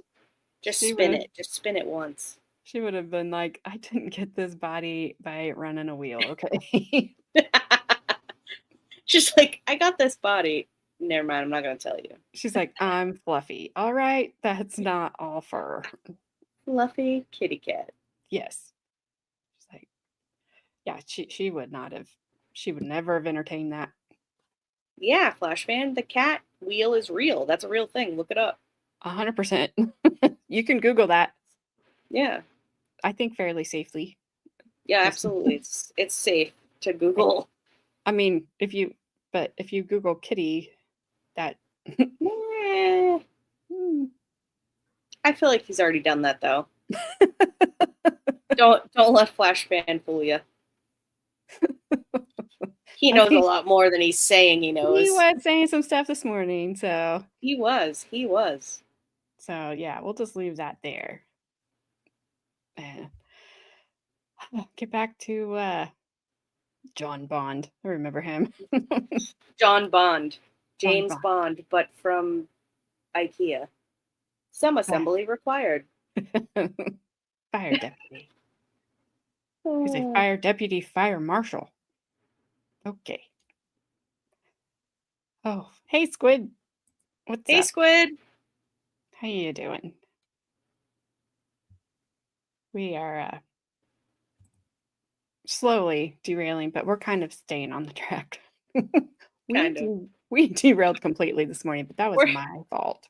We're kind of staying on the mile track. We'll get there eventually. 1 mile. You see what he just told me to do? Go get. Wow. Dang. I'm gonna get Mr. Gabby involved. Oh my god. Caleb goes, uh-oh.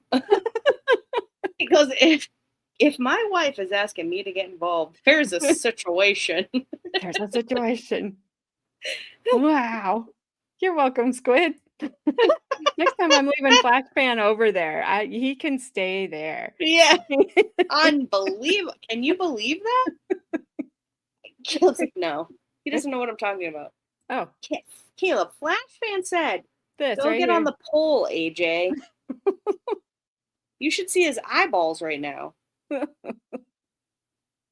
Rude. Flashman. And then he LOLs it. AJ just said rude, like how I would say. Unbelievable. LOL. Oh, I'm taking a snapshot of that and sending it to Corman. She'll be like, I'm awake. I'm awake. Who said what? You about to be in trouble.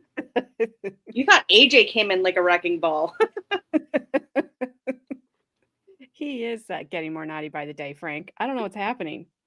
Well, I'm sure it's our fault. Us more and more. That's why. It definitely is our fault. My beware of tunnels tattoo comment must not have went through. It must not have. Oh, I didn't see that. I didn't see it either. No, there's nothing that says needs approval. Yeah, it must have. YouTube must have blocked it.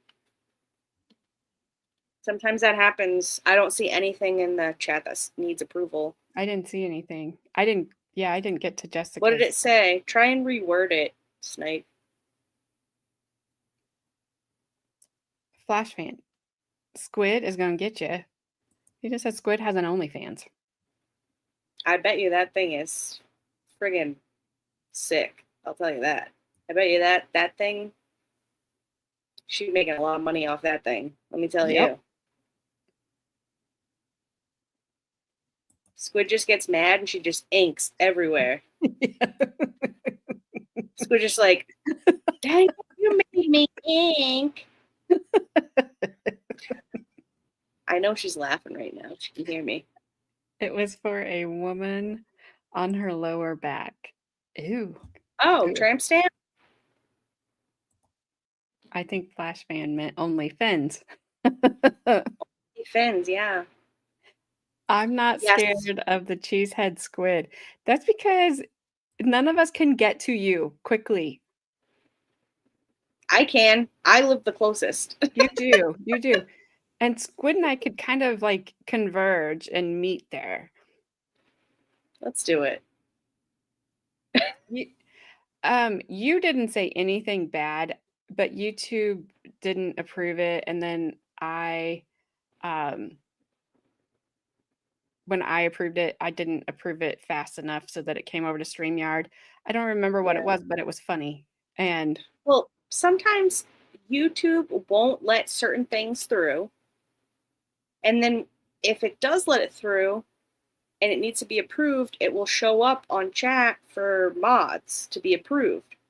So then if we don't press approve in the proper amount of YouTube time, it doesn't show up in StreamYard, so then we cannot put it up on stream. I couldn't put it up on the screen. I couldn't put it up on the screen, but it was a good one. It was funny. Now I don't remember what it was. Oh, yeah, Squid, same. Do that to me all the time. Ugh. Like all I'll day. type in like good job and it's like no. You cannot tell anybody they did a Yeah, good I job. mean, YouTube earlier when AJ came in like a wrecking ball, I typed in chat, I'm shaking in my socks, and it wouldn't go through. I typed it multiple different ways. It just wouldn't go through. So all she did was mute. She just went quiet. Yep. I went to my room. Fetal position, shaking. It was just Carmen and I. We were just we were having a debate. It was fine. It was like, oh my God, Mommy and Papa are fighting. I did not cuss Carmen out. Oh my gosh. Flash fan. Well, I mean, technically, you didn't cuss, but you did kind of cuss her out. I did not cuss her out. Without cussing. Without cussing. Yeah, Shinny. Hey, Shinny. Shinny, Happy birthday, Grandma. I said at the beginning of the stream that I went back and listened, and you were right. So if you want to just stop right there, I can. Shinny also, what's his name? Snipe. I'm so sorry. He had said earlier that Shinny knows the F word. If anyone knows the F word, it's Shinny. That's true. And Shinny, I said if I ever had a question about if anybody said the F word ever again, I would run it by you first. Yep. We're going to send you the clips. So, Rachelle, absolutely. I had to slow it down to 50% so I could make sure she did say. I'm never right. The F You're word. right. You got that one right. She said it. You I are was a wrong. winner. I was wrong. What did you win? Bragging rights. Yes. That's about it. You're right. I was wrong. But other than that, that's all I could give you. I don't have anything else. I'm like, what the heck are you talking about? She doesn't even remember. I'm talking about when Rachelle told the investigator, F you. And I thought when Carmen went back and replayed it, that that's not what she said. I went back and found it, and I slowed it way, way down. And that is exactly what she said. She did. She said the F word. She said it. She done did it. It's even better at 50% speed. Well, you know what? Maybe before we start tomorrow's stream, you should start with that at 50% speed. Just as a clip. Just a quick clip. So we can all hear it, because that would be epic. It's almost like in A Christmas Story. Oh, yeah. You'll shoot your eye out. Yeah. No, when he's changing the tire with his dad and all the whatever lug nuts or whatever they are go flying up in the air. Yeah. And he says, "Oh fudge," but I Yeah. only said it really slow. That's what it was. Oh, fuck. Yeah. Slow motion. Wow. Flashman, first you tell me to get on the pole. Now you're telling me I'm making up pointless You know what, points. Flashman? I mean, I don't know where you're going, but it's not anywhere good, I'll tell you that. Like, wow. Maybe he's waiting for me to tell him to go to take a nap. Chloe, rein him in. Rein him in, Chloe.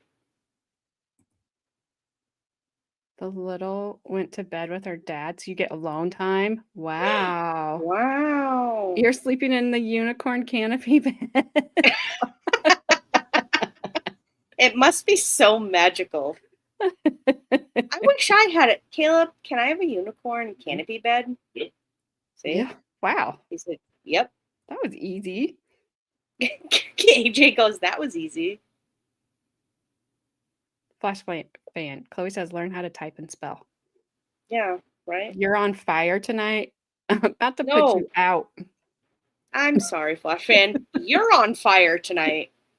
No, that's what he said. I'm on fire tonight. if you The fit one time he has pants on. pants on.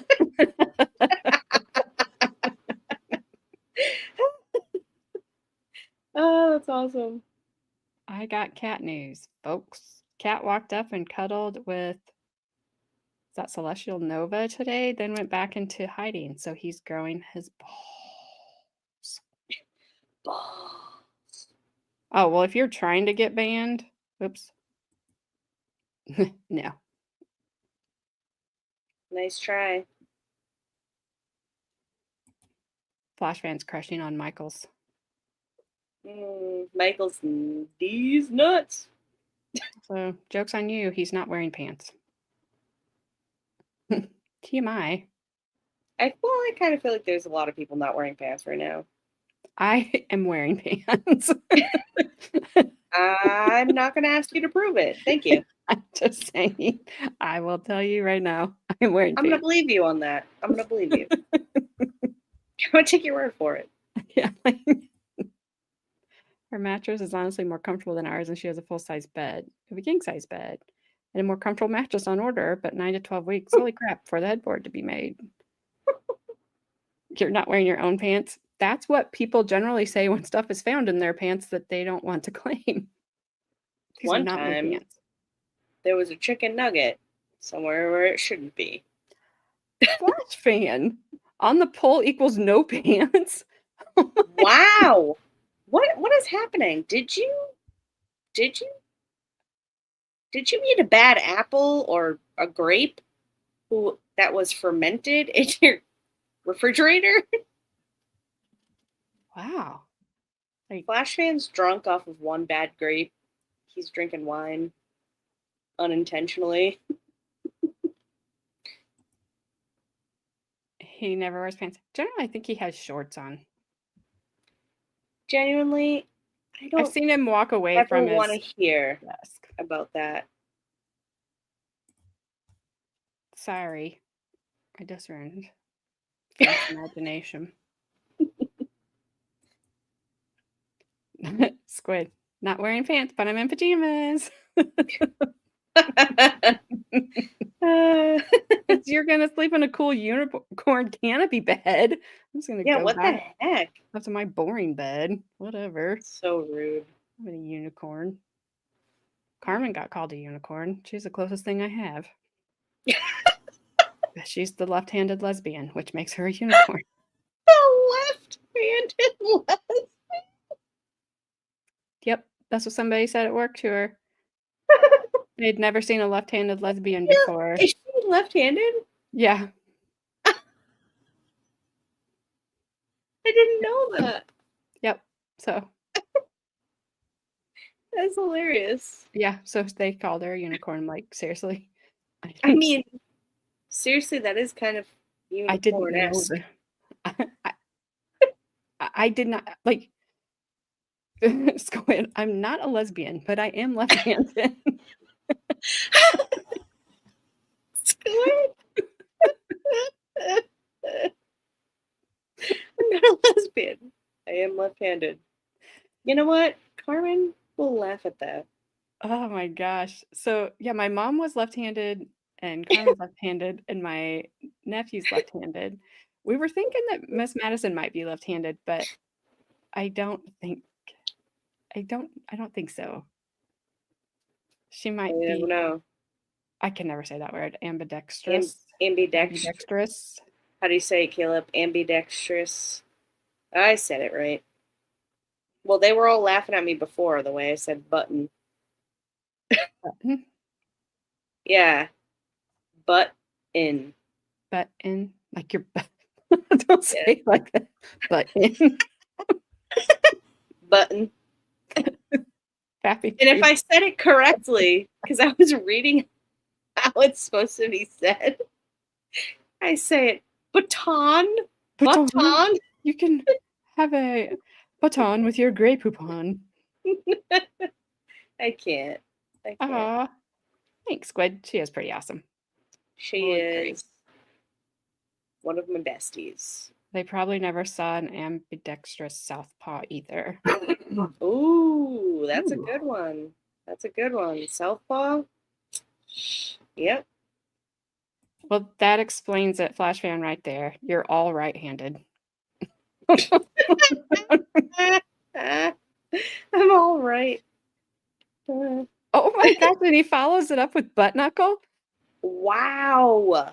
That's a Carmen saying. Carmen came in with that. You can't just randomly say, what is happening? But of course. All right, Flash fan. I can't. Flash fan, take a shot of NyQuil real quick. You gotta calm it down a few notches. Jeez. Go get that cheese. Like you're hangry or something's wrong. Yeah, you gotta eat some toast or something. Yeah. You invented rust? I don't think so. You're not old enough. But nice try. Explain to my husband that one and one aren't the same, and he told me I'm wrong. Those O-N-E and W-O-N are not the same. They are not the same. What does that even mean? What are you even talking about? One's a number, and one is like Oh. a place. Oh, Like you gotcha. won, or you're number one. Yeah, like I won the prize, or I'm number one. I guess I I'm could number see one. where he could be like, okay, we won and we're number one. Could be the same. Because you won and you're number one. Jessica, please Please get a divorce. Wow, Frank, Jesus.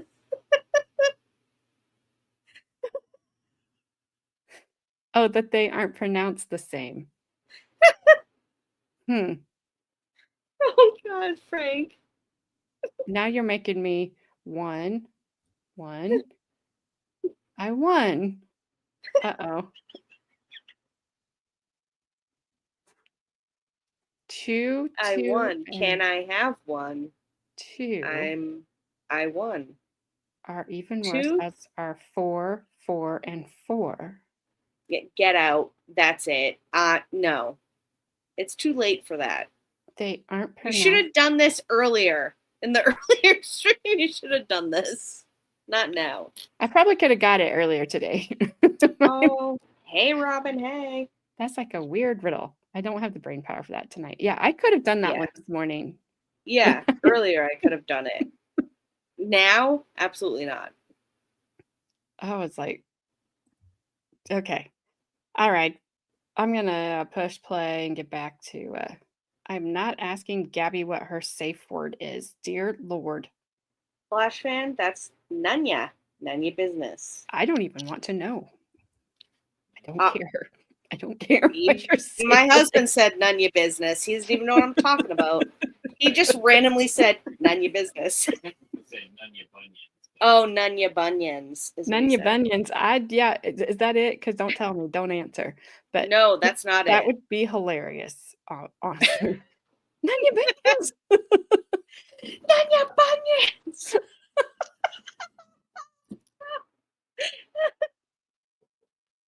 Oh my God. Hit play, dang it. Okay. The fire marshal corroborates the fact that the hatchback was open when it occurred. He also corroborates the fact that the windows were down because the glass on the driver's side and the passenger side in the front were found inside the doors, and they were in a ribbon manner, which is consistent with them being inside there, open like that when the van was on fire. Otherwise, they would have exploded out or in like the other glass did.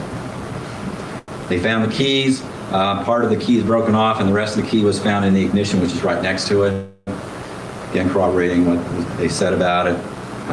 Here's the wine bottle that they found in there as well. They also found a gas trail going up at this location, and in this location, they saved samples. Chris Beheim tested them, confirmed that they were gasoline, so there was a gas trail coming up. So the authorities were able to verify everything that Mr. Aaron and Mr. Riddell said about these.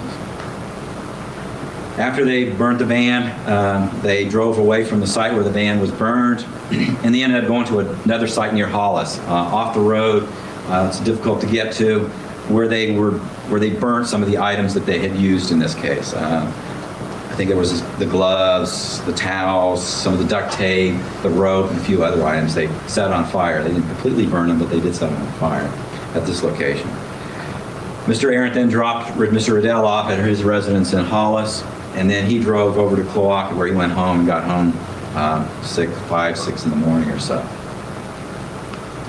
Now here's the site where they burnt the items at. Here you can see it.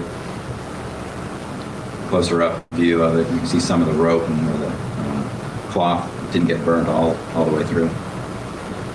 Now, unfortunately for Mr. Riddell and Mr. Arendt, and luckily for us, the body was discovered fairly quickly. It was an isolated area, but it was fairly frequented by people at this time of year because it was a hunting season. And so there were several hunters that went in that area. A couple of them came in and testified. Mr. McDonald, as well as Mr. Mrs. Langmaid, were out hunting in that area. So there were several hunters in that area. Scott McDonald was up there. He found the van. He saw smoke coming from the van, went down, looked inside, and saw a body in it. And then he contacted the troopers. Well, he contacted his mother, who then called the troopers. And Trooper Claus then drove out, and they met up with Scott McDonald, and he took them down to where the van was at. And when he went, Trooper Claus got up, and he could see the burnt dead body inside the van. At that time, he didn't know who the van was because the license plates were melted, and there was nothing to identify whose van it was or who the body was. And here's what he saw that day when he got there. Now, he believed that it was suspicious. He asked for help. Like I said, he couldn't identify at that point who the van belonged to or who the body was. And some investigators were sent. Sergeant Randy McFerrin, who was in charge, Dale Bivens from the crime lab, and then a Deputy Fire Marshal, John Vaughn, all came down to help. Meanwhile, Doc Waterman and Rachelle Waterman had returned to Craig that day on Sunday. They flew from Anchorage to Ketchikan, and he flew from Juneau. They called home several times. No one answered because Ms. Waterman had been killed by that time. They then flew to Hollis, and then they drove to Craig and got in that afternoon. Lauri and the van were gone. After a few hours, Doc Waterman got concerned, and he drove around looking for the van. And then that night, he called the Craig police reporting that Lauri Waterman was missing. Trooper Claus was then contacted by the Craig police dispatcher, told about this report. At that time, Trooper Claus began thinking this might be the Waterman van and might be Lauri's body. Meanwhile, the investigators arrived at the scene on Monday morning. Body and debris were removed and placed in a body bag and sent to the medical examiner's office for autopsy. Evidence of the crime scene and the van were examined. The VIN number was finally located that afternoon, and it was identified as the Waterman van, and they figured it was also Lauri Waterman's body. Chief C was notified about this. He then contacted Doc Waterman and told him about what was going on. Doc Waterman showed him something suspicious, so the police sealed off the house and began an examination of it. About this time, as Trooper Claus began suspecting that Mr. Aaron and Mr. Riddell may have had some involvement in it. They were suspects at this point. Mainly because he knew about the family problems that Rachelle had been dating Mr. Aaron earlier the year. He was 24, she was 15 and 16, and that when Lauri Waterman tried to stop it, this created some friction. And the next day, a Tuesday, when troopers went out and interviewed Mr. Riddell, they saw that all his hair was shaved off, which only raised their suspicion even more. Meanwhile, Ms. Waterman was interviewed on Monday, November 15th. By that time, on Monday night, when the police troopers interviewed her, she knew that her mother was dead, and that Mr. Aaron and Mr. Riddell was involved because Mr. Aaron had talked to her on Sunday and told her about it. However, she also told people at school on Monday, before the van was found, that her mother's disappearance was probably a DWI accident. She told the troopers that night about where she was over the weekend, that she had returned Sunday afternoon with Doc Waterman, that Lauri Waterman had no enemies, except for she mentioned some possible person who had a cable TV company, and talked about her and Mr. Aaron's relationship, and there were no problems between her and her mother. She never mentioned anything about Mr. Aaron and Mr. Riddell having plots or plans or anything to kill her mother. Nothing was said there. She left all that out. They then interviewed Mr. Aaron and Mr. Riddell on Tuesday, the 16th, I believe it is. They both denied, Mr. Riddell and Mr. Aaron denied any involvement in Lauri Waterman's death or knowledge about her death. They didn't have any knowledge at all when they were talking on Tuesday. Now on Wednesday, when the police were still talking with Mr. Aaron, he faked his assault on him that evening about 5 p.m. When the troopers contacted him, he had a scratch on his throat. He said some masked man had put a knife to his throat and threatened him, saying, "Stay away from Rachelle or another accident will happen," trying to draw suspicion off of himself. It didn't work. They didn't believe him. It only made suspicion even stronger. So they investigated the report. They didn't find anything to verify it, and so they began focusing even more on Mr. Aaron. Meanwhile, Rachelle Waterman was interviewed that same Wednesday, shortly after the fake assault that Mr. Aaron had reported.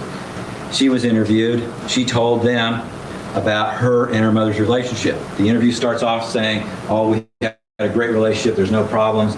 And then she ends up, the latter half of the interview, "My mother abused me. She occasionally hit me." Mr. Aaron was concerned about that. And she talked about her mother abusing her. She talked about her and Mr. Aaron's relationship, that this did cause some problems between her and her mother. She talked about her whereabouts over the weekend. She then gave a false alibi. Not only didn't she, unlike the other interview where she didn't say anything about Mr. Aaron and Mr. Riddell being involved in it, she then attempted to give Mr. Aaron a false alibi for Sunday morning about 1 o'clock, that he was at his house in Fawak. 1 o'clock was about this time.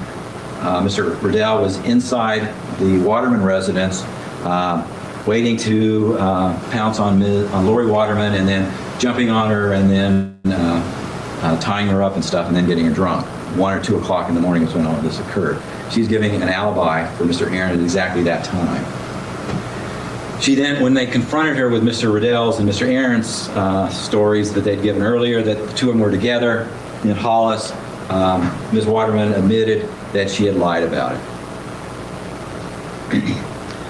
And here's the false alibi that she was given. And as I've said, we've developed some hard evidence that clearly pointed them. And we're trying to figure out, okay, what is the motivating factor here? What is driving these two to commit a murder? But he couldn't have, because I called him. I did talk to somebody on Anchorage. I called him when I was in Anchorage very late. It was probably 1, 2 in the morning. I couldn't sleep. What day? Saturday night. Saturday night? Yes. That would have been Saturday night, Sunday morning. Well, yeah. Would have been like 1, 2 a.m. 1 or 2? I was really bored. I couldn't sleep. I needed to be up. Where'd you call him at? In Huntley. Mr. Jason. Yeah.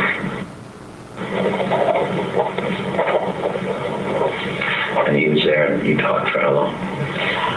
45 minutes, an hour. I didn't really keep track. It was a while though. So he was on the phone line in his room? Mm-hmm. This would have been This was the house. house phone. Yeah. Did he have a cell phone? No. What's the number? Is it 755. 755. 755? Hang on. I don't have it exact numbers. 25. She's called from Anchorage, right? She's saying that. And then they said that at 2 in the morning, but the kids, the volleyball players, were not allowed out of their room, and the downstairs people were to get the chaperones if they caught any of the kids out and about after whatever their curfew was. And then also he said, "We have cameras. They have cameras." Again, they have produced none of this.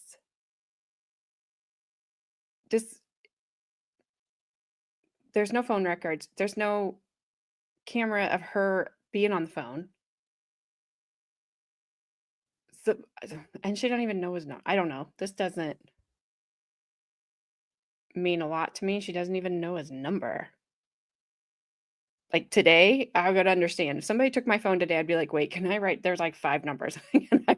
Can I write them down? Because if I don't, I'll be in trouble. But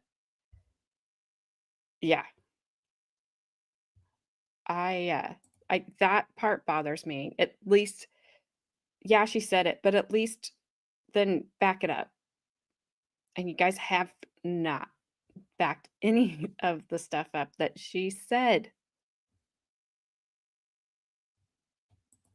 Oh well. Flash fan. It's gonna take more than 75 Hail Marys, so better double that number. That's all I'm gonna say.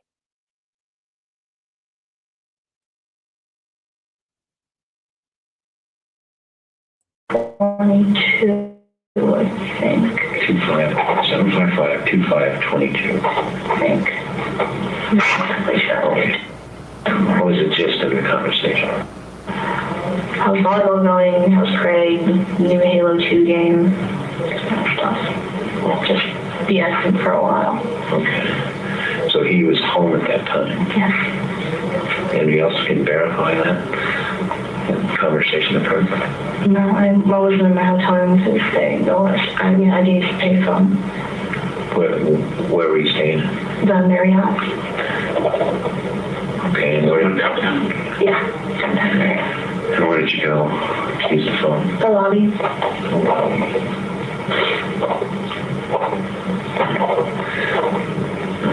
Okay.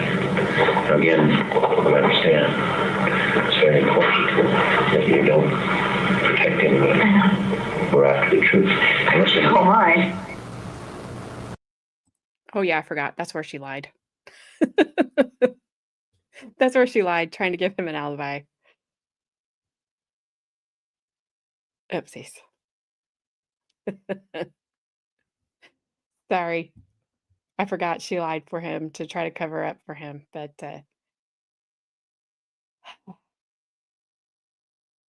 they still don't have proof that she called him when they really wanted her to call him. I stand on what I said, most of what I said. Okay. And then they confront her with what Mr. Aaron and Mr. Riddell had said, and she admitted that she had lied. as I said, we talked to Brian and Jason. Yeah. Their story is this, that they were together Saturday night, Sunday morning, that Jason drove out to Brian's house somewhere between 2 and 4 p.m. Saturday afternoon. Okay. They spent the remainder of Saturday at Brian's house. They came back into town to do a little shopping, but they did not go back to Jason's house. They went back to Brian's place in Hollis and stayed there the rest of Saturday night watching TV, basically. They crashed there. And then Jason gets up in the morning and comes home 10-ish, something like that. Now, that doesn't seem to match what you're telling us about the phone call, does it? Nope. Okay. So why was the discrepancy there? Who's being honest with us?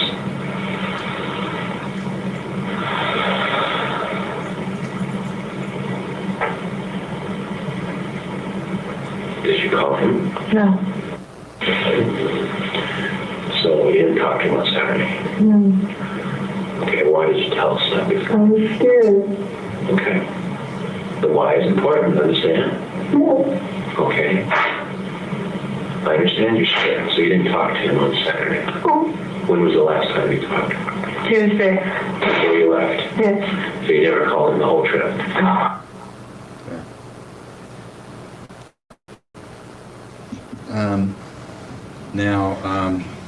So we have Ms. Waterman not only not telling him about the police, but she's trying to give him an alibi so he can get away with the murder of her mother.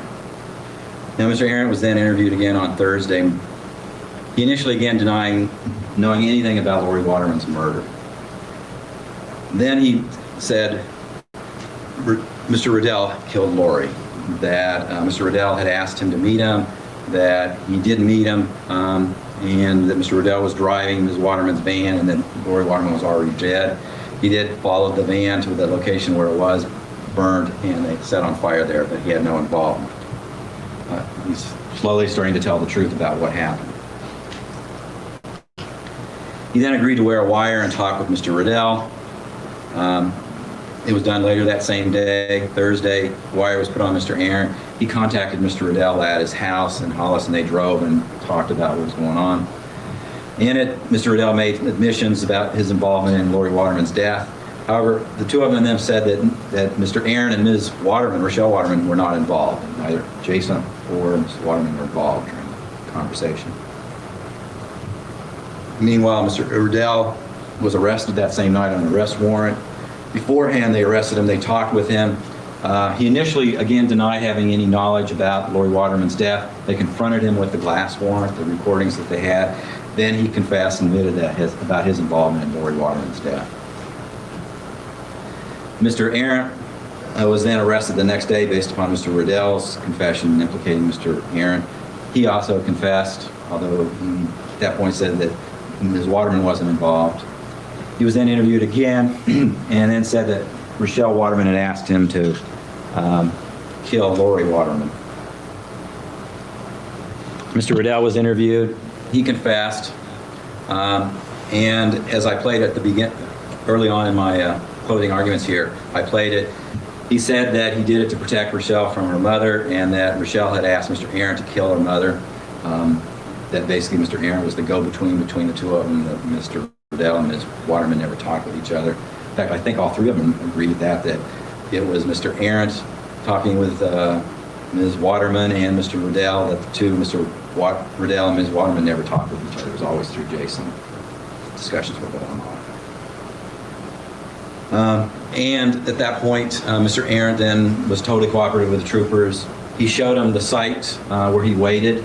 He showed them where Lauri Waterman was killed and murdered. He then showed them where the evidence was burned. Troopers would never have found any of those sites if Mr. Aaron hadn't showed it to them. They had no idea where Ms. Waterman was killed. They had no idea where the evidence was disposed of, except for the fact that Mr. Aaron took them out and showed them. All this evidence was provided by Mr. Aaron.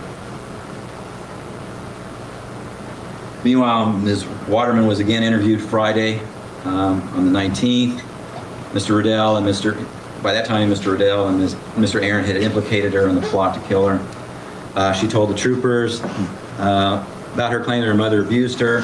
She again talked about that, saying that her mother did abuse her. She told Mr. Aaron, Mr. Riddell about it. They had killed her mother to protect her. And at the end, she admitted that she had exaggerated her claims that her mother had abused her. She admitted to asking Mr. Aaron to kill Lauri Waterman. I played him earlier about that. That they had discussed with her several plans about how to kill her. She mentions in her interview, shooting one, there was something about abducting her and a few other things they were talking about. She didn't know about the tub one and a few other plans.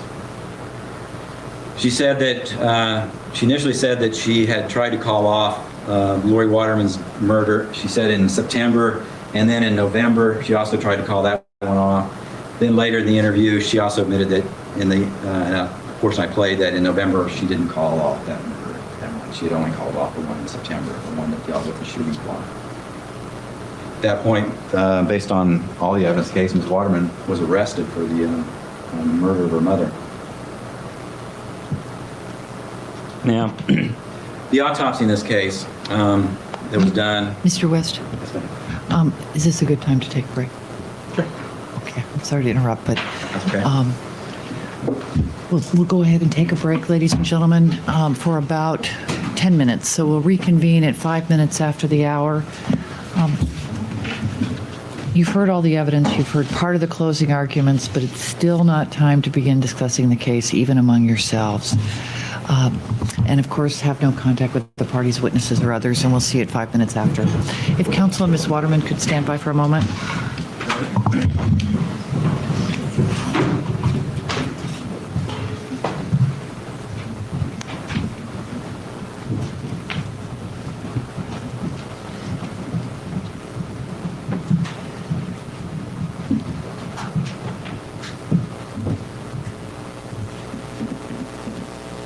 Please be seated. We continue on record without the jury present. And counsel, just in terms of scheduling, do you have a rough estimate as to how long you anticipate your closing is going to be, Mr. West? It'll probably be 20 minutes to maybe half hour at most. I think it's probably closer to 20 minutes, but 20, 25 minutes. Okay. And Mr. Wells? Probably an hour and a half to 2 hours. I would ask for 2 hours. All right, so.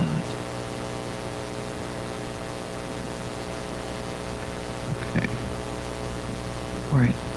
I'll permit that. It sounds like about the same amount of time for both sides. How long have I been first one? I didn't actually. Okay, 8:55. So About an hour. it's at this point. It's been about an hour for you. And do you want to take 2 hours too? Well, if you include the rebuttal, then it'll probably We'll probably be at 2 hours for each side. Okay. The only reason that I was a little concerned is that we need to break at 2 today because the Supreme Court is going to be hearing arguments starting at 3 and they need the courtroom. This one? But it sounds as if the case will be likely submitted to the jury well before that point. I would think so. Yeah. Okay. I would think that, Probably be after somewhere a little after 1, I think. that would be my guess. Okay. And perhaps we'll have some word from the jury, at least by the next break, as to whether or not they've considered what schedule they want to follow in terms of deliberations. All right. Thank you. We'll stand at recess.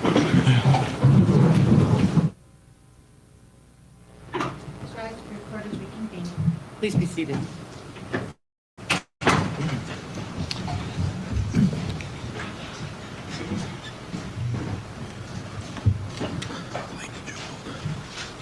I even have Continue him on set record. up. Mr. West, go ahead. He's at 1.25 speed, I think, Leska. Now, talk briefly about Ms. Waterman's autopsy. There were some real problems with it. Here's her body.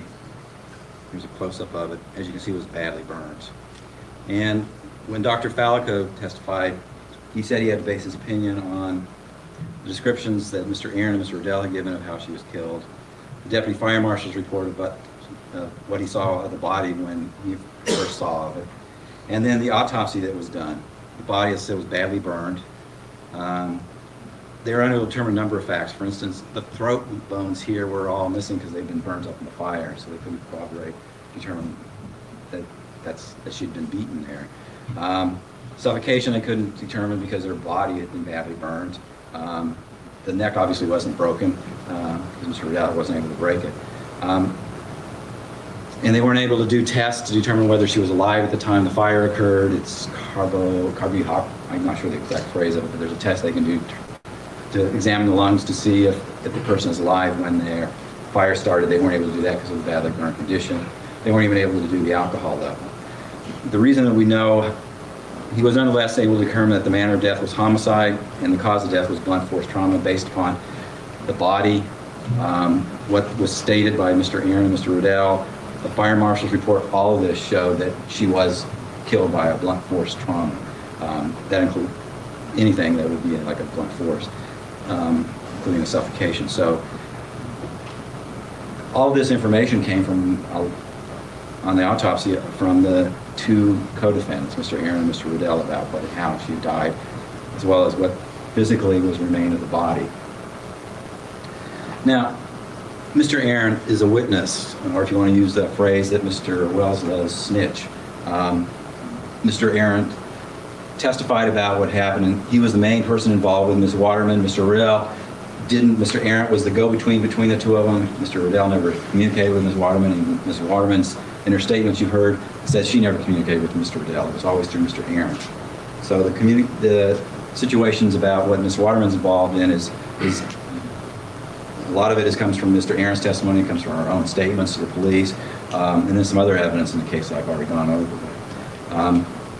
Mr. Aaron, obviously being involved in this case, being one of the co-defendants, involved in the murder. He's pled out to murder in the first degree. He's got the less serious charges were dismissed. He was convicted of the most serious charge, murder in the first degree. He's awaiting sentencing. He's looking at a cap of 50 years instead of 99, but he's looking at 20 to 50 years.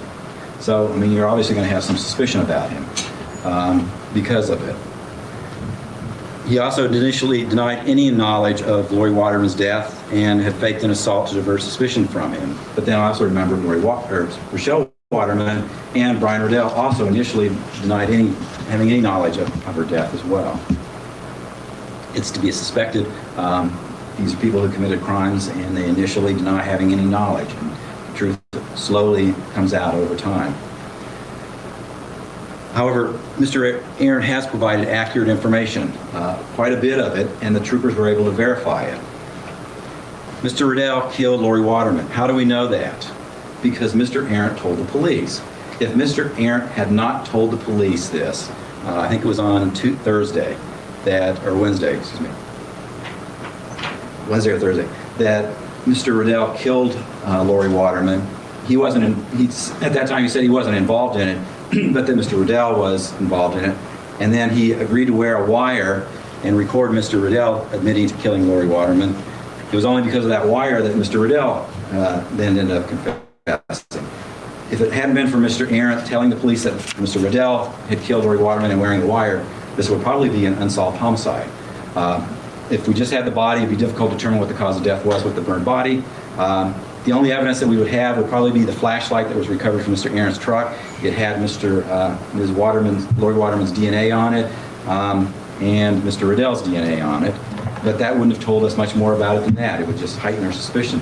But if all we had was the flashlight, we would not have gotten a conviction. We got a conviction because Mr. Aaron and Mr. Riddell confessed. And how do we have that? Because Mr. Aaron told the police about it. He's the one who came and initially told the police about what happened. He's the one who cooperated with the police and told them what's going on. He provided them with information that the police then corroborated as much as they could. He confessed then to his role. He then told them what Mr. Riddell had told him about breaking into the Waterman residence and kidnapping Lauri Waterman. He also implicated Rachelle Waterman. He showed sites to the troopers, and I talked about this, where he waited for Mr. Riddell, where Lauri Waterman was killed, where the evidence was destroyed. None of that evidence would have been discovered except for Mr. Aaron. Once Mr. Aaron decided to work with the police and cooperate with them, he told them everything that he knew. And all of it has been, as much as we can, we've verified it as much as what we can. There were his letters I've gone over, particularly the one on September 29th and 30th. The talking about it, that these plans were discussed between Mr. Riddell, Mr. Aaron, and Ms. Waterman as well.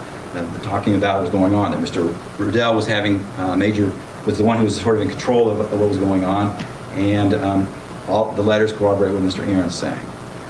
So you have to look at Mr. Aaron's testimony, you have to look at it with some suspicion, but you have to look and see, is there stuff to corroborate everything that he says? And yes, there is.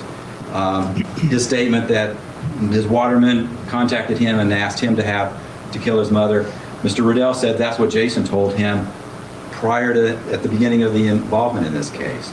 And Ms. Waterman told the troopers the same thing, that she had asked him to have killed her mother. So everything that Mr. Aaron has testified to has been corroborated about it. After, I think it was Friday, when he told the police and admitted to everything that was involved, including Ms. Waterman's involvement, took the troopers on a ride around the island showing them the various sites. He's been truthful about everything. And the troopers have worked to corroborate it, and they've corroborated it. So his testimony is credible. And there's other evidence to corroborate it, particularly Ms. Waterman's own involvement in this case. Now I'm going to go over the various crimes that's been charged in this case and talk to you a little bit about that. Conspiracy to commit murder in the first degree. The first thing the state has to occur, this occurred on about June through November 2004 at or near Prince of Wales Island. And there's not much dispute that what occurred in this case started in around that summer of 2004 and went through November of 2004. Rachelle Waterman intended to promote or facilitate the murder of Lauri Waterman. You have her own statement to the troopers that she did ask him to kill her mother. You have Mr. Aaron's testimony that she approached him about her problems with her mother. He asked, "What do you want to have done?" She says, "Let's get rid of my mother." And then you have Mr. Riddell saying that when Jason contacted him, he said that Ms. Waterman wanted to have her mother dead. So, the evidence does prove that Ms. Waterman intended to promote or facilitate the murder of her mother. Promote means to help bring about or to further the growth or establishment of something. And facilitate means to make easier. And that's what she was doing. She was trying to help bring about the death of her mother. Third thing is that Ms. Waterman agreed with Mr. Aaron or Mr. Riddell or both to engage in or cause the murder of Lauri Waterman. And you've got testimony of Mr. Aaron, Mr. Riddell. You have Ms. Waterman's statements to the police that she was involved in this. She said she called off the first one, the hunting one, or the shooting incident. And the letters that Mr. Aaron typed up and we've shown shows that, and he was sending them to her, that they were discussing about what they were going to do after her mother was murdered. So the evidence shows that Ms. Waterman agreed to be involved in this. And a conspiracy means, and a conspiracy agreement does not have to be in writing or even expressly stated, or you don't have to say, shake hands on this or anything like that, or put it in writing or anything.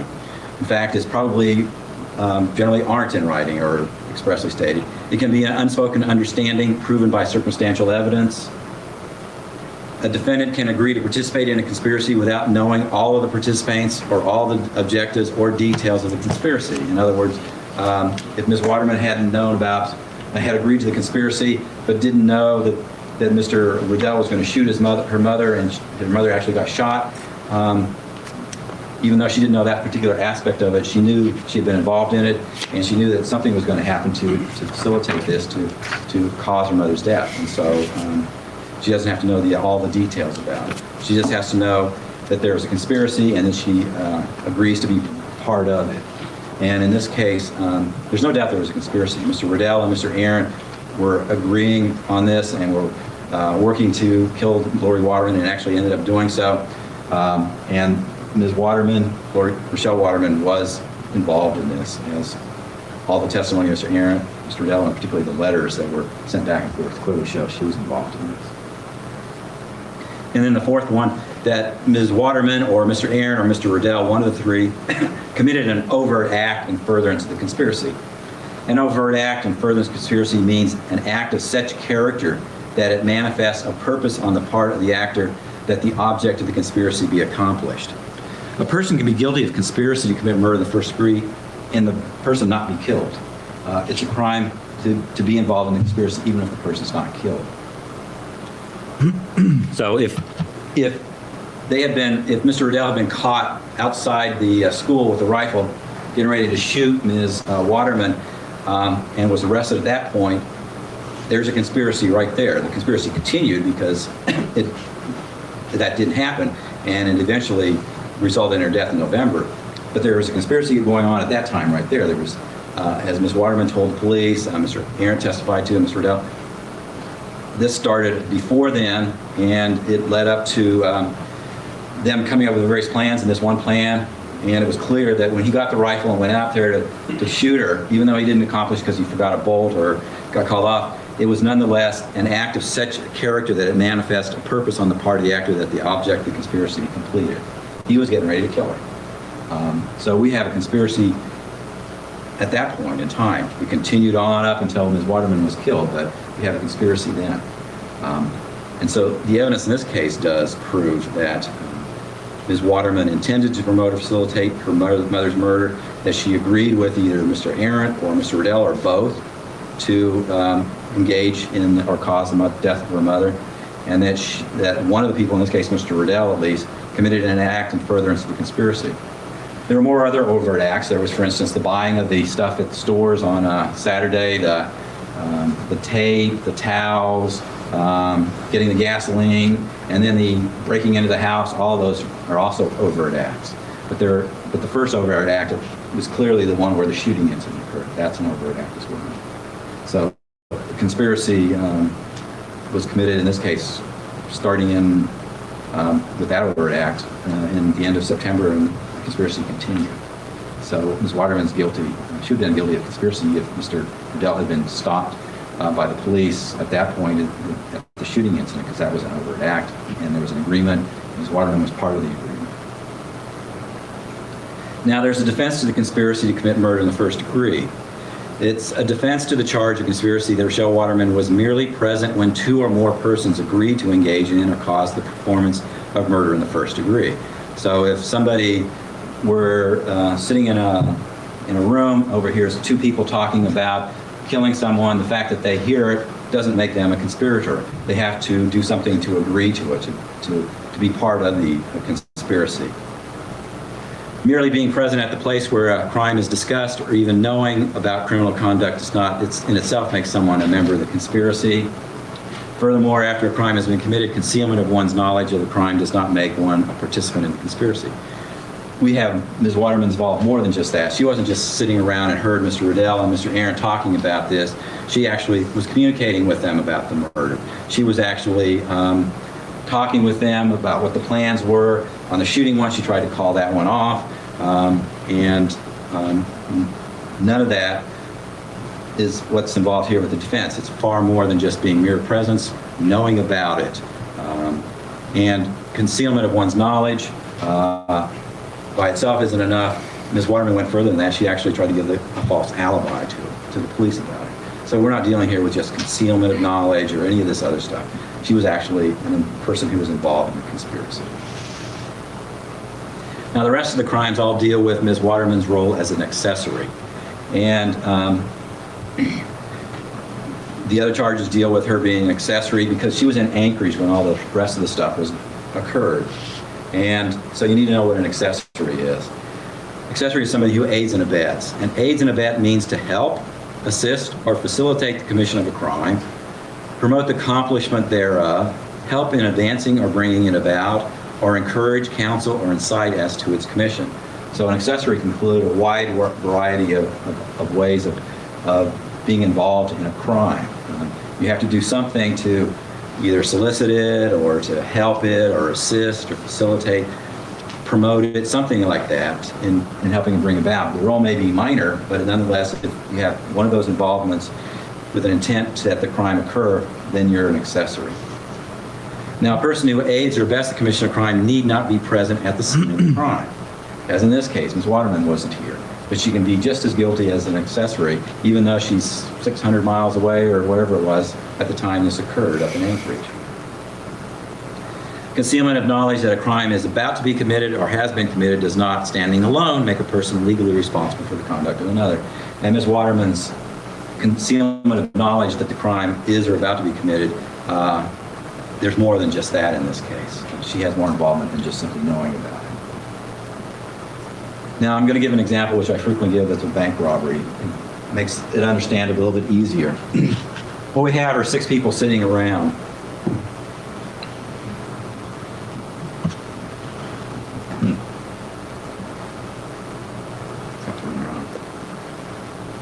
Okay.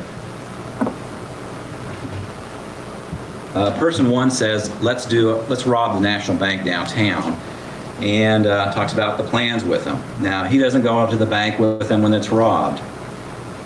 Person number 2 says, I'll help you, I'll go get the masks and the guns, and he does, intending that the others use them during the robbery. This person also doesn't go to the bank when the others are committing the robbery. Person number 3 is the driver. He's going to drive the car, he's going to sit in the car as a lookout while the others go in the bank and rob it, and then drive them away. Person number 4 and 5, those are the ones that actually go in the bank and commit the robbery and go outside and leave the bank.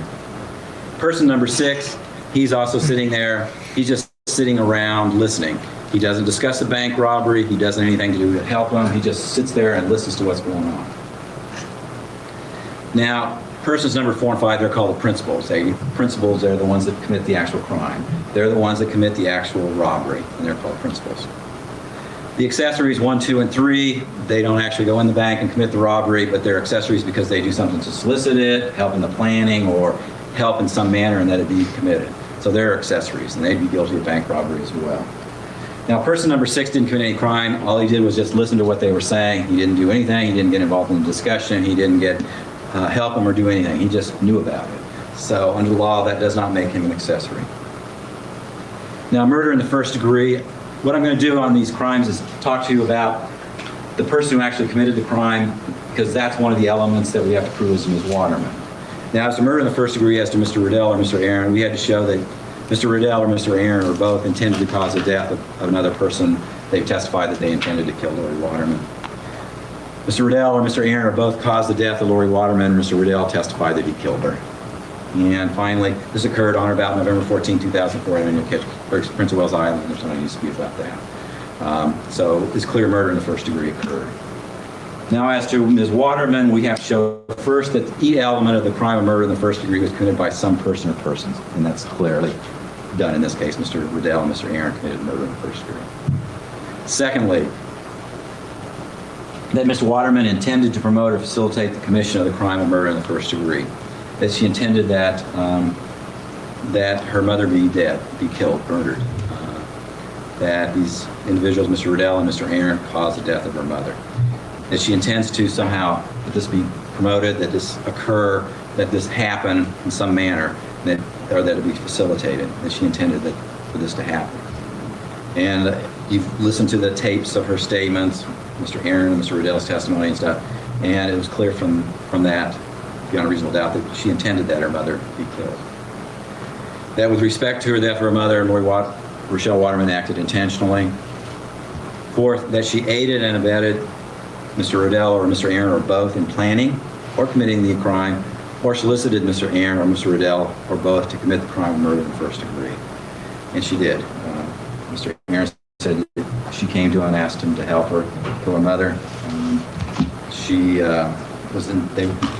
Aaron was telling her the plans of it. She called off one of the plans, so she was clearly involved in planning of the crime and solicitation.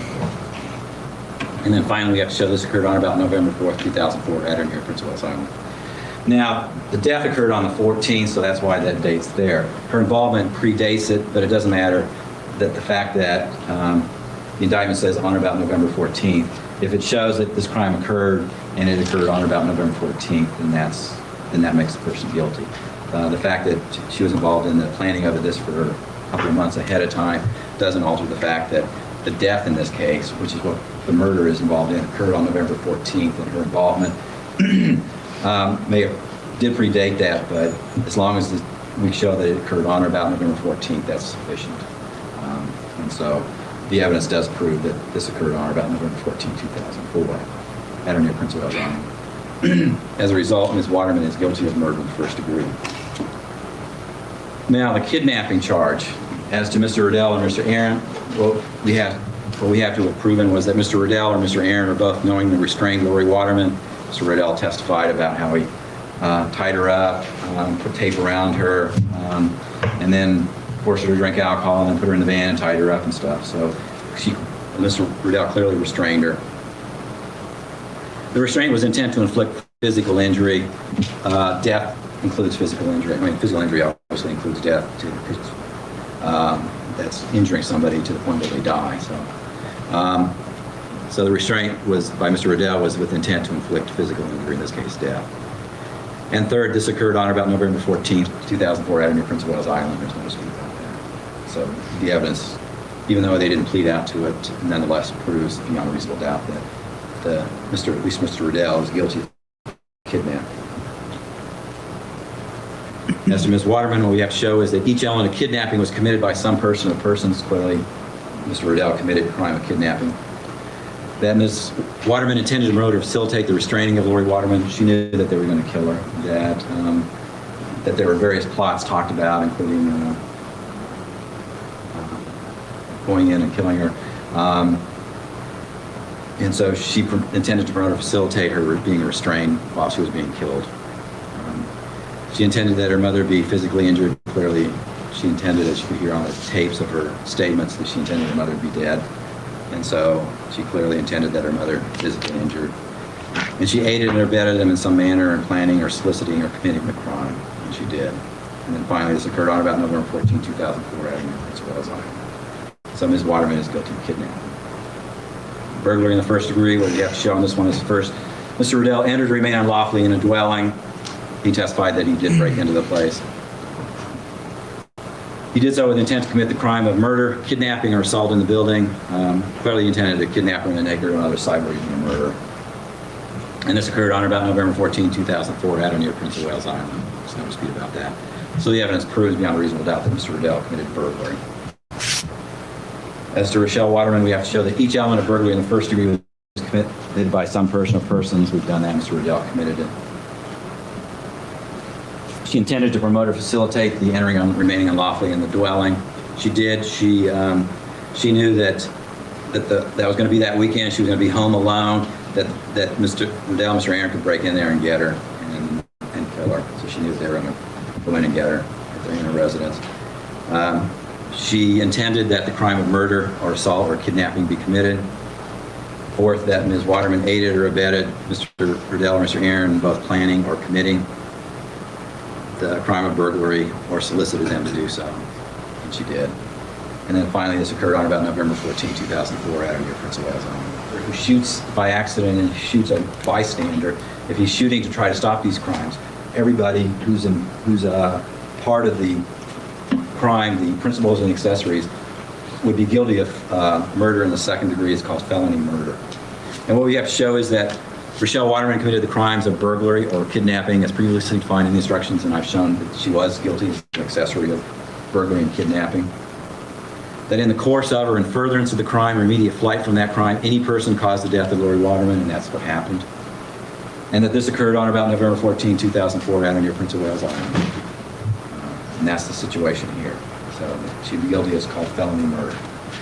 There is a defense to the case. It's an affirmative defense, which means the defense has to prove it. It's one of the few defenses in the law that the state doesn't have to disprove. The defense has to prove the affirmative defense. And what they have to show is that, one, Rachelle Waterman did not commit the homicidal act or in any way solicit or aid in his commission. Well, she didn't commit it, but the evidence does prove that she solicited or aided in committing the homicide. But two, that Ms. Waterman was not armed with a dangerous instrument. She clearly wasn't. Ms. Waterman has no reasonable ground to believe that another participant was armed with a dangerous instrument. She knew that they were going to kill her, but they didn't know exactly how it was going to be done. So, so she probably didn't know that, but she did know that they were going to kill her. And then fourth, though, she had no reasonable ground to believe that another participant intended to engage in conduct likely to result in death or serious physical injury. She clearly knew that they were going to kill her mother. So this defense doesn't apply. There's vehicle theft in the first degree. We have to show, as to Mr. Riddell or Mr. Aaron, Mr. Riddell, that he knowingly drove, towed away, or took the car of another van, constitutes I believe it's a car.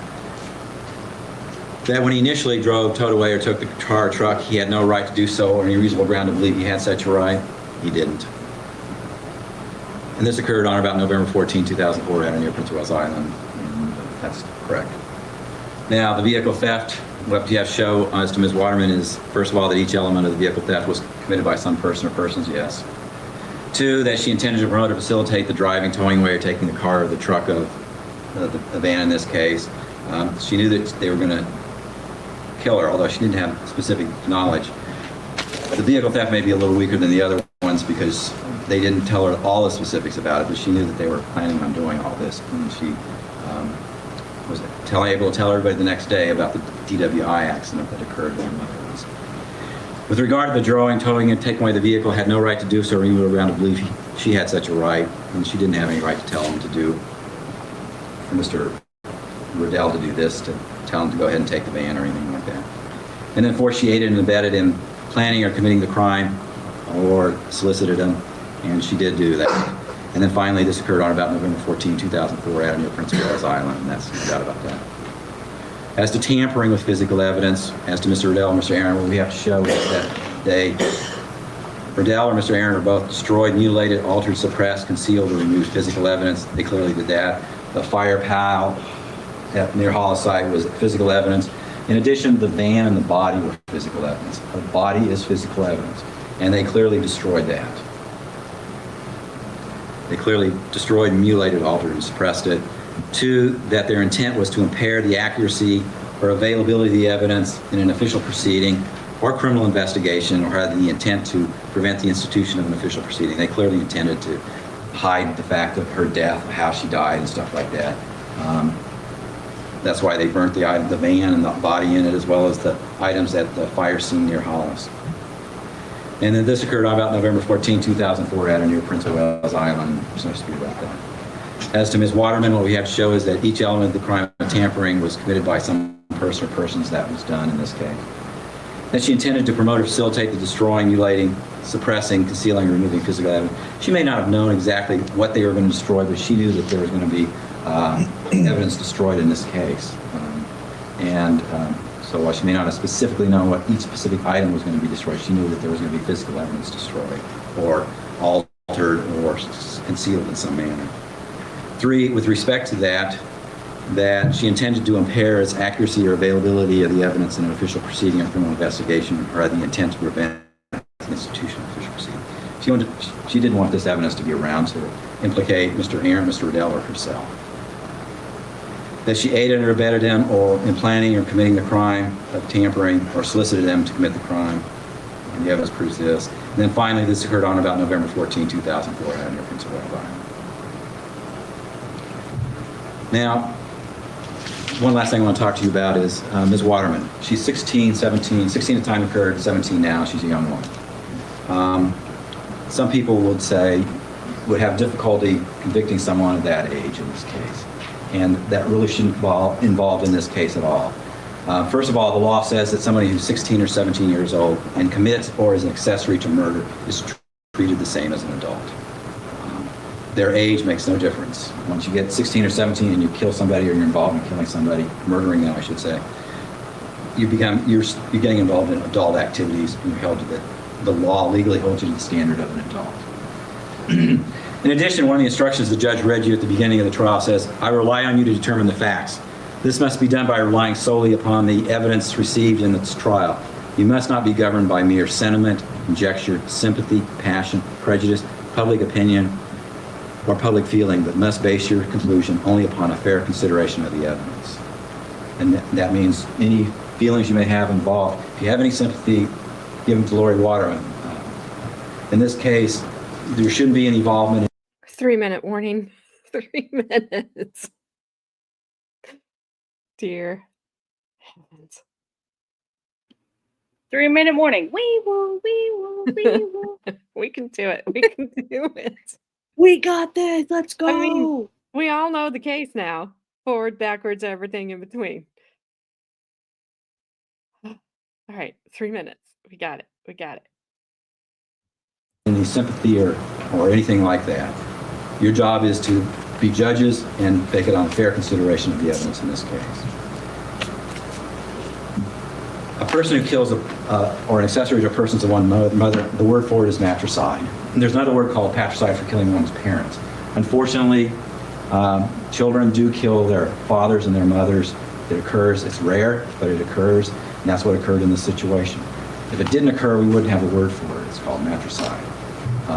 But that's what happened in this case. Ms. Waterman was involved. She asked Mr. Aaron to kill her mother.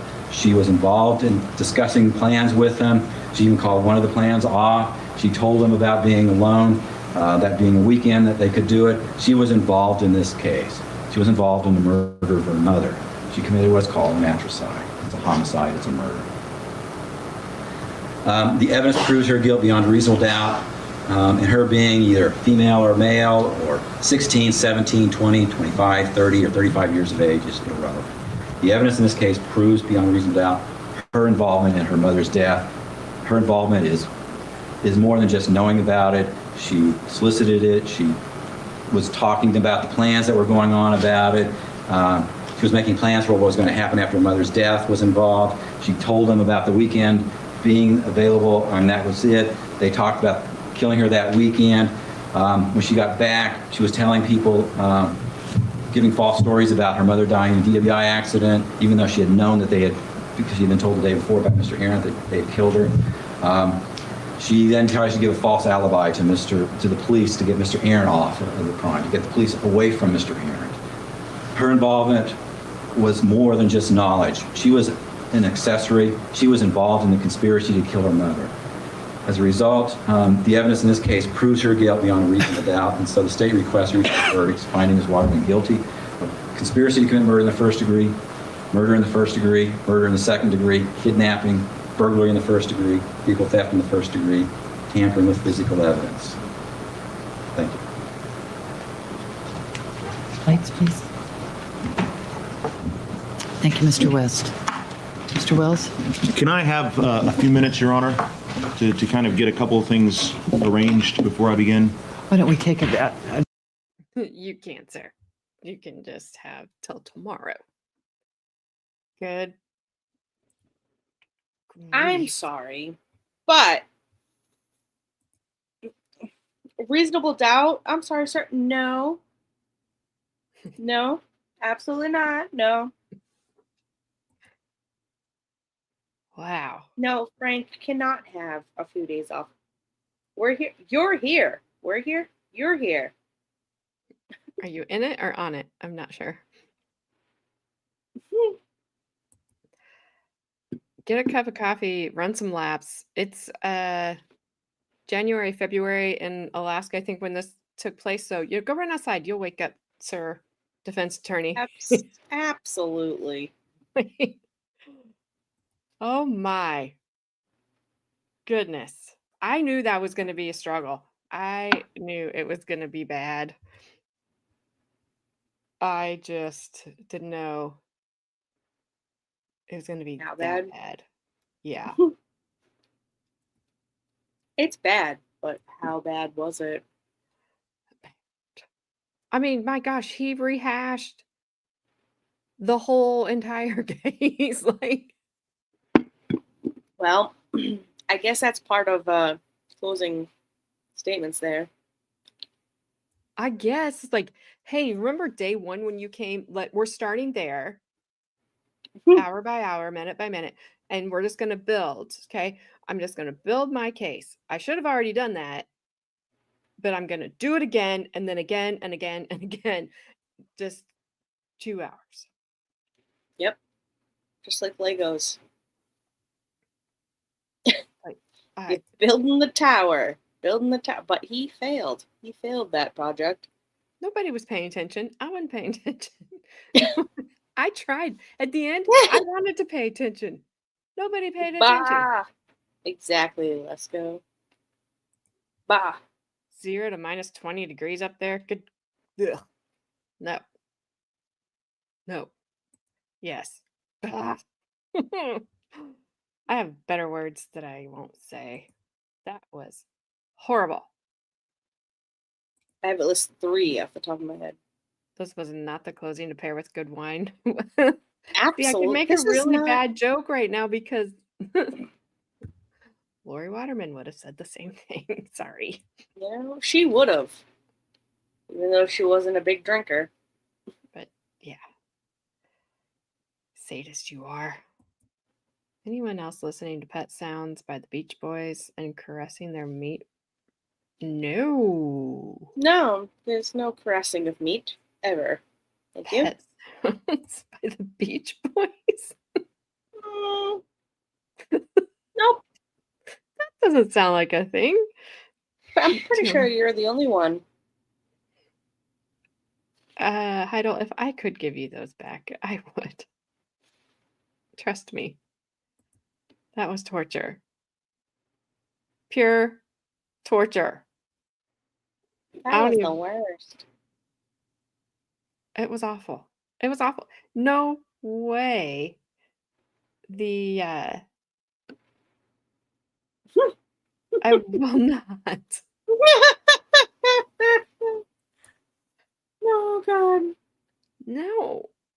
I will not caress the microphone. I will not get on the pole. You better just rest up, buddy, because you got a lot of prayers to say tomorrow. Mm-hmm.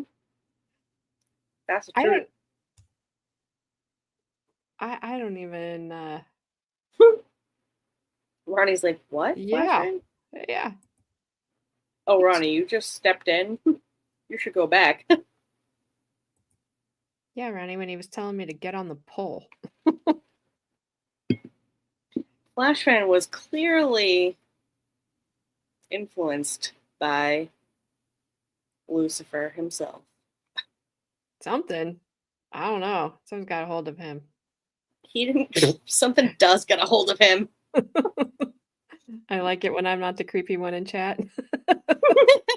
And you know what? Sometimes, well, most of the time, that's what it is. But tonight, it's not. So good on you. Oh my gosh. Yes, there is no caressing of meat. Yeah, no, absolutely not. Could it be Maybe. Satan? Not He's been today, feisty all Satan. day. He has. Like, since, I don't know, 9 a.m. this morning. Yeah. Oh, he's blaming you. Influenced by Of well-known course. Canton, Massachusetts individual. They get okay, Flash fan. Have you even eaten today? I feel like you're delirious. Yeah, I don't You have should any have a piece of toast or something. Calm down. with jelly, like splurge a Yeah, little. something. Peanut butter. Well, he can't. He's allergic to peanut butter. Yeah, just jelly. Maybe some ice cream. Jelly. Yeah, Yeah, you were asked about ice cream earlier. have Cheese. something. Treat yourself. Put some cheese sauce on your ice cream with a Yeah. slice of toast. He Yeah. might need a king size Snickers. Yes. That's a good one. Yep, he'd be hangry. You just aren't yourself. Glucose for the brain. Oh my gosh. Somebody grab a Snickers. You've eaten 9 times today? Okay, well, now I know you're hungry. So it's at least At 20. 9? That's I mean, not nearly enough. every hour. Come on. Legit. Flashbang is full of gas. We'll just period that right there. Yeah. And scene. Just don't say you smell toast. Oh, you can't eat Snickers. Violet. That's right. But we could just dangle it in front of you. Maybe that would make you happy. No, we're all looking at Flash Fan going, Violet, you're turning violet, Violet. To the dejuicer. Diabetes. Diabetes. It was certainly boring as all hell. But I will tell you, it's not the worst closing I've ever seen. I've seen You know what? worse. Facts. Facts. I have seen worse. Remember that one closing that the judge didn't put any limit on? And I was like, oh my God, stop this person. Stop talking. I like when judges put time limits on. Like Judge Boyd. She's I like, do you too, get yeah. 5 seconds and you get 3 seconds. Yeah. Go. She's like 1.2 and 1.3. Thanks. Yes.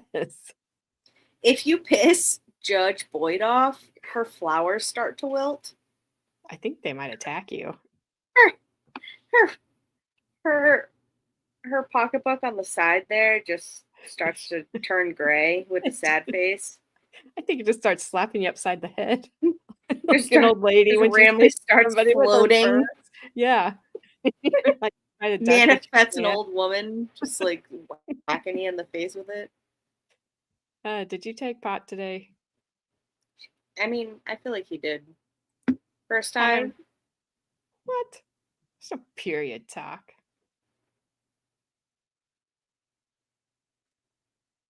Unless you're talking about Well, when we you always say say period, period. full stop. We'll stop because there was an attorney that said that, and it was funny. Yep, he said that every single time. When he was done talking, he was like, period, full stop. This is Oh, getting way too gross. I'm out of here. Frank, I know it's late your time. You got to go to bed. Please feel free. But come back tomorrow for the defense's closing. It's only an hour and a half. So we'll be okay.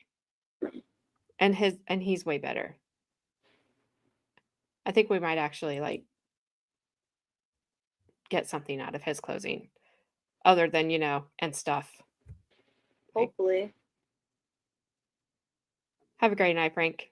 You keep safe as well. Night, Frankie. You took LSD. What's that? What does Lettuce. that mean, Flash fan? Lettuce, salami. I don't know what I was going to say, I don't know what the D is, but Dill? Still. Lettuce, See, is that salami, and dill. That's the most ridiculous thing. see you, Jessica. Doritos. Thank you. Thank you. I I feel needed like that help. sounds like a Flash fan combo right there. Yeah. I almost have the chemical name, but no, not on YouTube. I asked earlier if when Robin said she missed the or she didn't miss the mannequins and the creepy mannequins in the Broderick trial, but she liked the judge with his decanter, and I said I like the judge too, and YouTube was like, no. Nope. And I No, was you like, don't. I like the judge and his decanter too. Nope. No. Like, yeah, because I mean, the worst comment ever.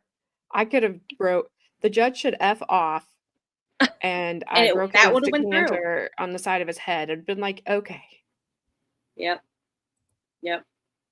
here I am just microdosing on mushrooms. My God. Well, I believe you. enjoy. I don't know what the D is. I was trying. Wow. I mean, I was trying to. I couldn't come. Doritos will be forever. I mean, Robin, if you were here earlier today, you would have known that AJ knew what the D was just by her entrance, because that was some real hood stuff right there. You make it sound like I just came in. You came in head shaking, snapping your fingers. Not. You were like, Carmen, how dare you? She's telling lies. All I'm not. lies. I'm not, Robin. Go back and look at the earlier stream today. You'll know what I'm talking about. I did say I'm coming in direct stream. I think I did say that. When? And where? When I came in, I was like, I'm coming in to No. You came in and you were like red-faced. You had boxing gloves on. Mr. Hamp was in the back ringing a bell, like massaging your shoulders as you were entering the chat room. All we heard was ding, ding, ding, ding. I did not. And Yeah, if you my did. face was red, it was because I was upside down drying my hair. So I was probably hot. And then I had The pendulum. She knew all along. She knew all along how to do it, and she didn't inform us. How rude. I was like, I'm trying to hurry and get dressed. And then I had to run from upstairs all the way down the stairs, probably trying to get the dogs out of my, like, they were probably like, what are you doing? I'm like, get out of my way. I'm gonna hurry. They're both No. like, oh my God, she's getting us food. Oh my God, she went past our food. She turned left instead of, she went down the stairs. Dang it. She never returns. That's what they were probably saying. Carmen and I, we just had a discussion. A debate, Wow. if you will. Wow. That's all. Sure.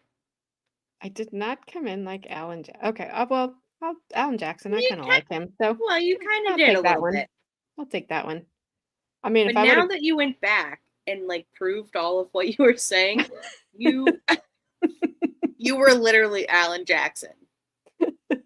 We just didn't know it yet. And then you start the stream tonight with receipts. So technically you came in like Alan Jackson. Yeah, Robin had me. I was fist bumping and pumping in my Jeep when you came in. We do not need CPS to settle this. Simon's like, oh my God, what do I do? And I was like, good thing my camera ain't on. Mute mic. Take 13 steps back. Ooh, I don't know what LPS is. What's LPS? I have no idea. Okay, good. Well, I might, but I can't say it on stream. Okay. I Oh mean, my. you're so agreeable. Okay. Because I don't know what if you can't say it, then I'm okay. Like, okay. It's fine. It's fine. Let me check something real quick. Can I she's going at 9, right? Yep. Less pro serve. That makes What? less sense than LPS to me. I understand LPS more than what you just said. So anyway, we're going over to Grandma's house. Today's her birthday. She's having a birthday stream. She's going to have people on her stream tonight. Oh, I'm going to be there. lesbian. Oh. You know what? Karma would have liked that. She would have made me say, "What does FFS mean again?" Yep. She would have. She would have made me With a say little it. smirk on her face. Yep. I didn't care. I said it anyway. So, But yeah, sorry. Grandma's birthday, come and hang out. I'm going to redirect us And, over there.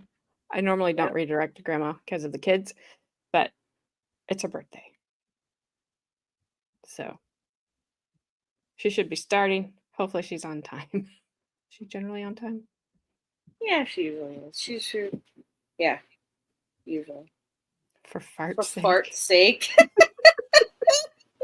That's something Mr. Gabby would say. Yeah. He's shaking his head. I just looked up. Yep, that's exactly what I would say. He'd say, Nanya bunyas. Nunya bunions. Bunions, bunyas, bunions, bunyals, whatever. What'd you say? What'd you say, Caleb? It's a new thing. Did you hear? Yeah, I did. It's a new thing. Yeah, I'm gonna put the my Midwest on that and it's just gonna be Nunya bunyas. Nunya bunions. Nunya bungholes. I like whoever. See that? Nunya bungholes. All right. I'm going to we're gonna go. We're gonna go see Grandma. We're gonna All go tell her right. happy birthday. So Happy birthday. we'll see you guys all tomorrow at 6 p.m. I might be starting early tomorrow because we've got Maybe a lot to 5. get through and I want to get done. So it may be 5 p.m. Eastern time. Just make sure that you check, make sure you have notifications on because I want to get Keep through. an eye out in Discord. We are gonna end this thing tomorrow. It's over. It's done. It's over. Stick a fork in it. Stick a spork in it. Yeah. Don't. Only if it's an orange one that looks like a carrot. So I'm all right. unsubbing. You can't unsub to me because I'm unsubbing to you. Oh. AJ be more gangster than we thought, just saying. Go back to earlier today's stream to find out. On that note, goodbye. Bye. Hot mannequin love is kinda uncanny. Click, like, subscribe, ooh, piece of candy.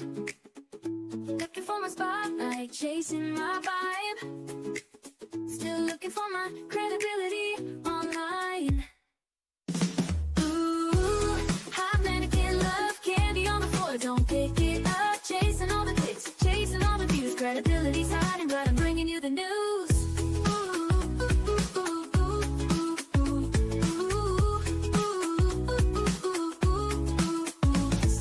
Every little scroll is a mystery, but you stuck around, watch the show with me. Laughs and chaos, that's how we roll. Drop a comment down below before you go.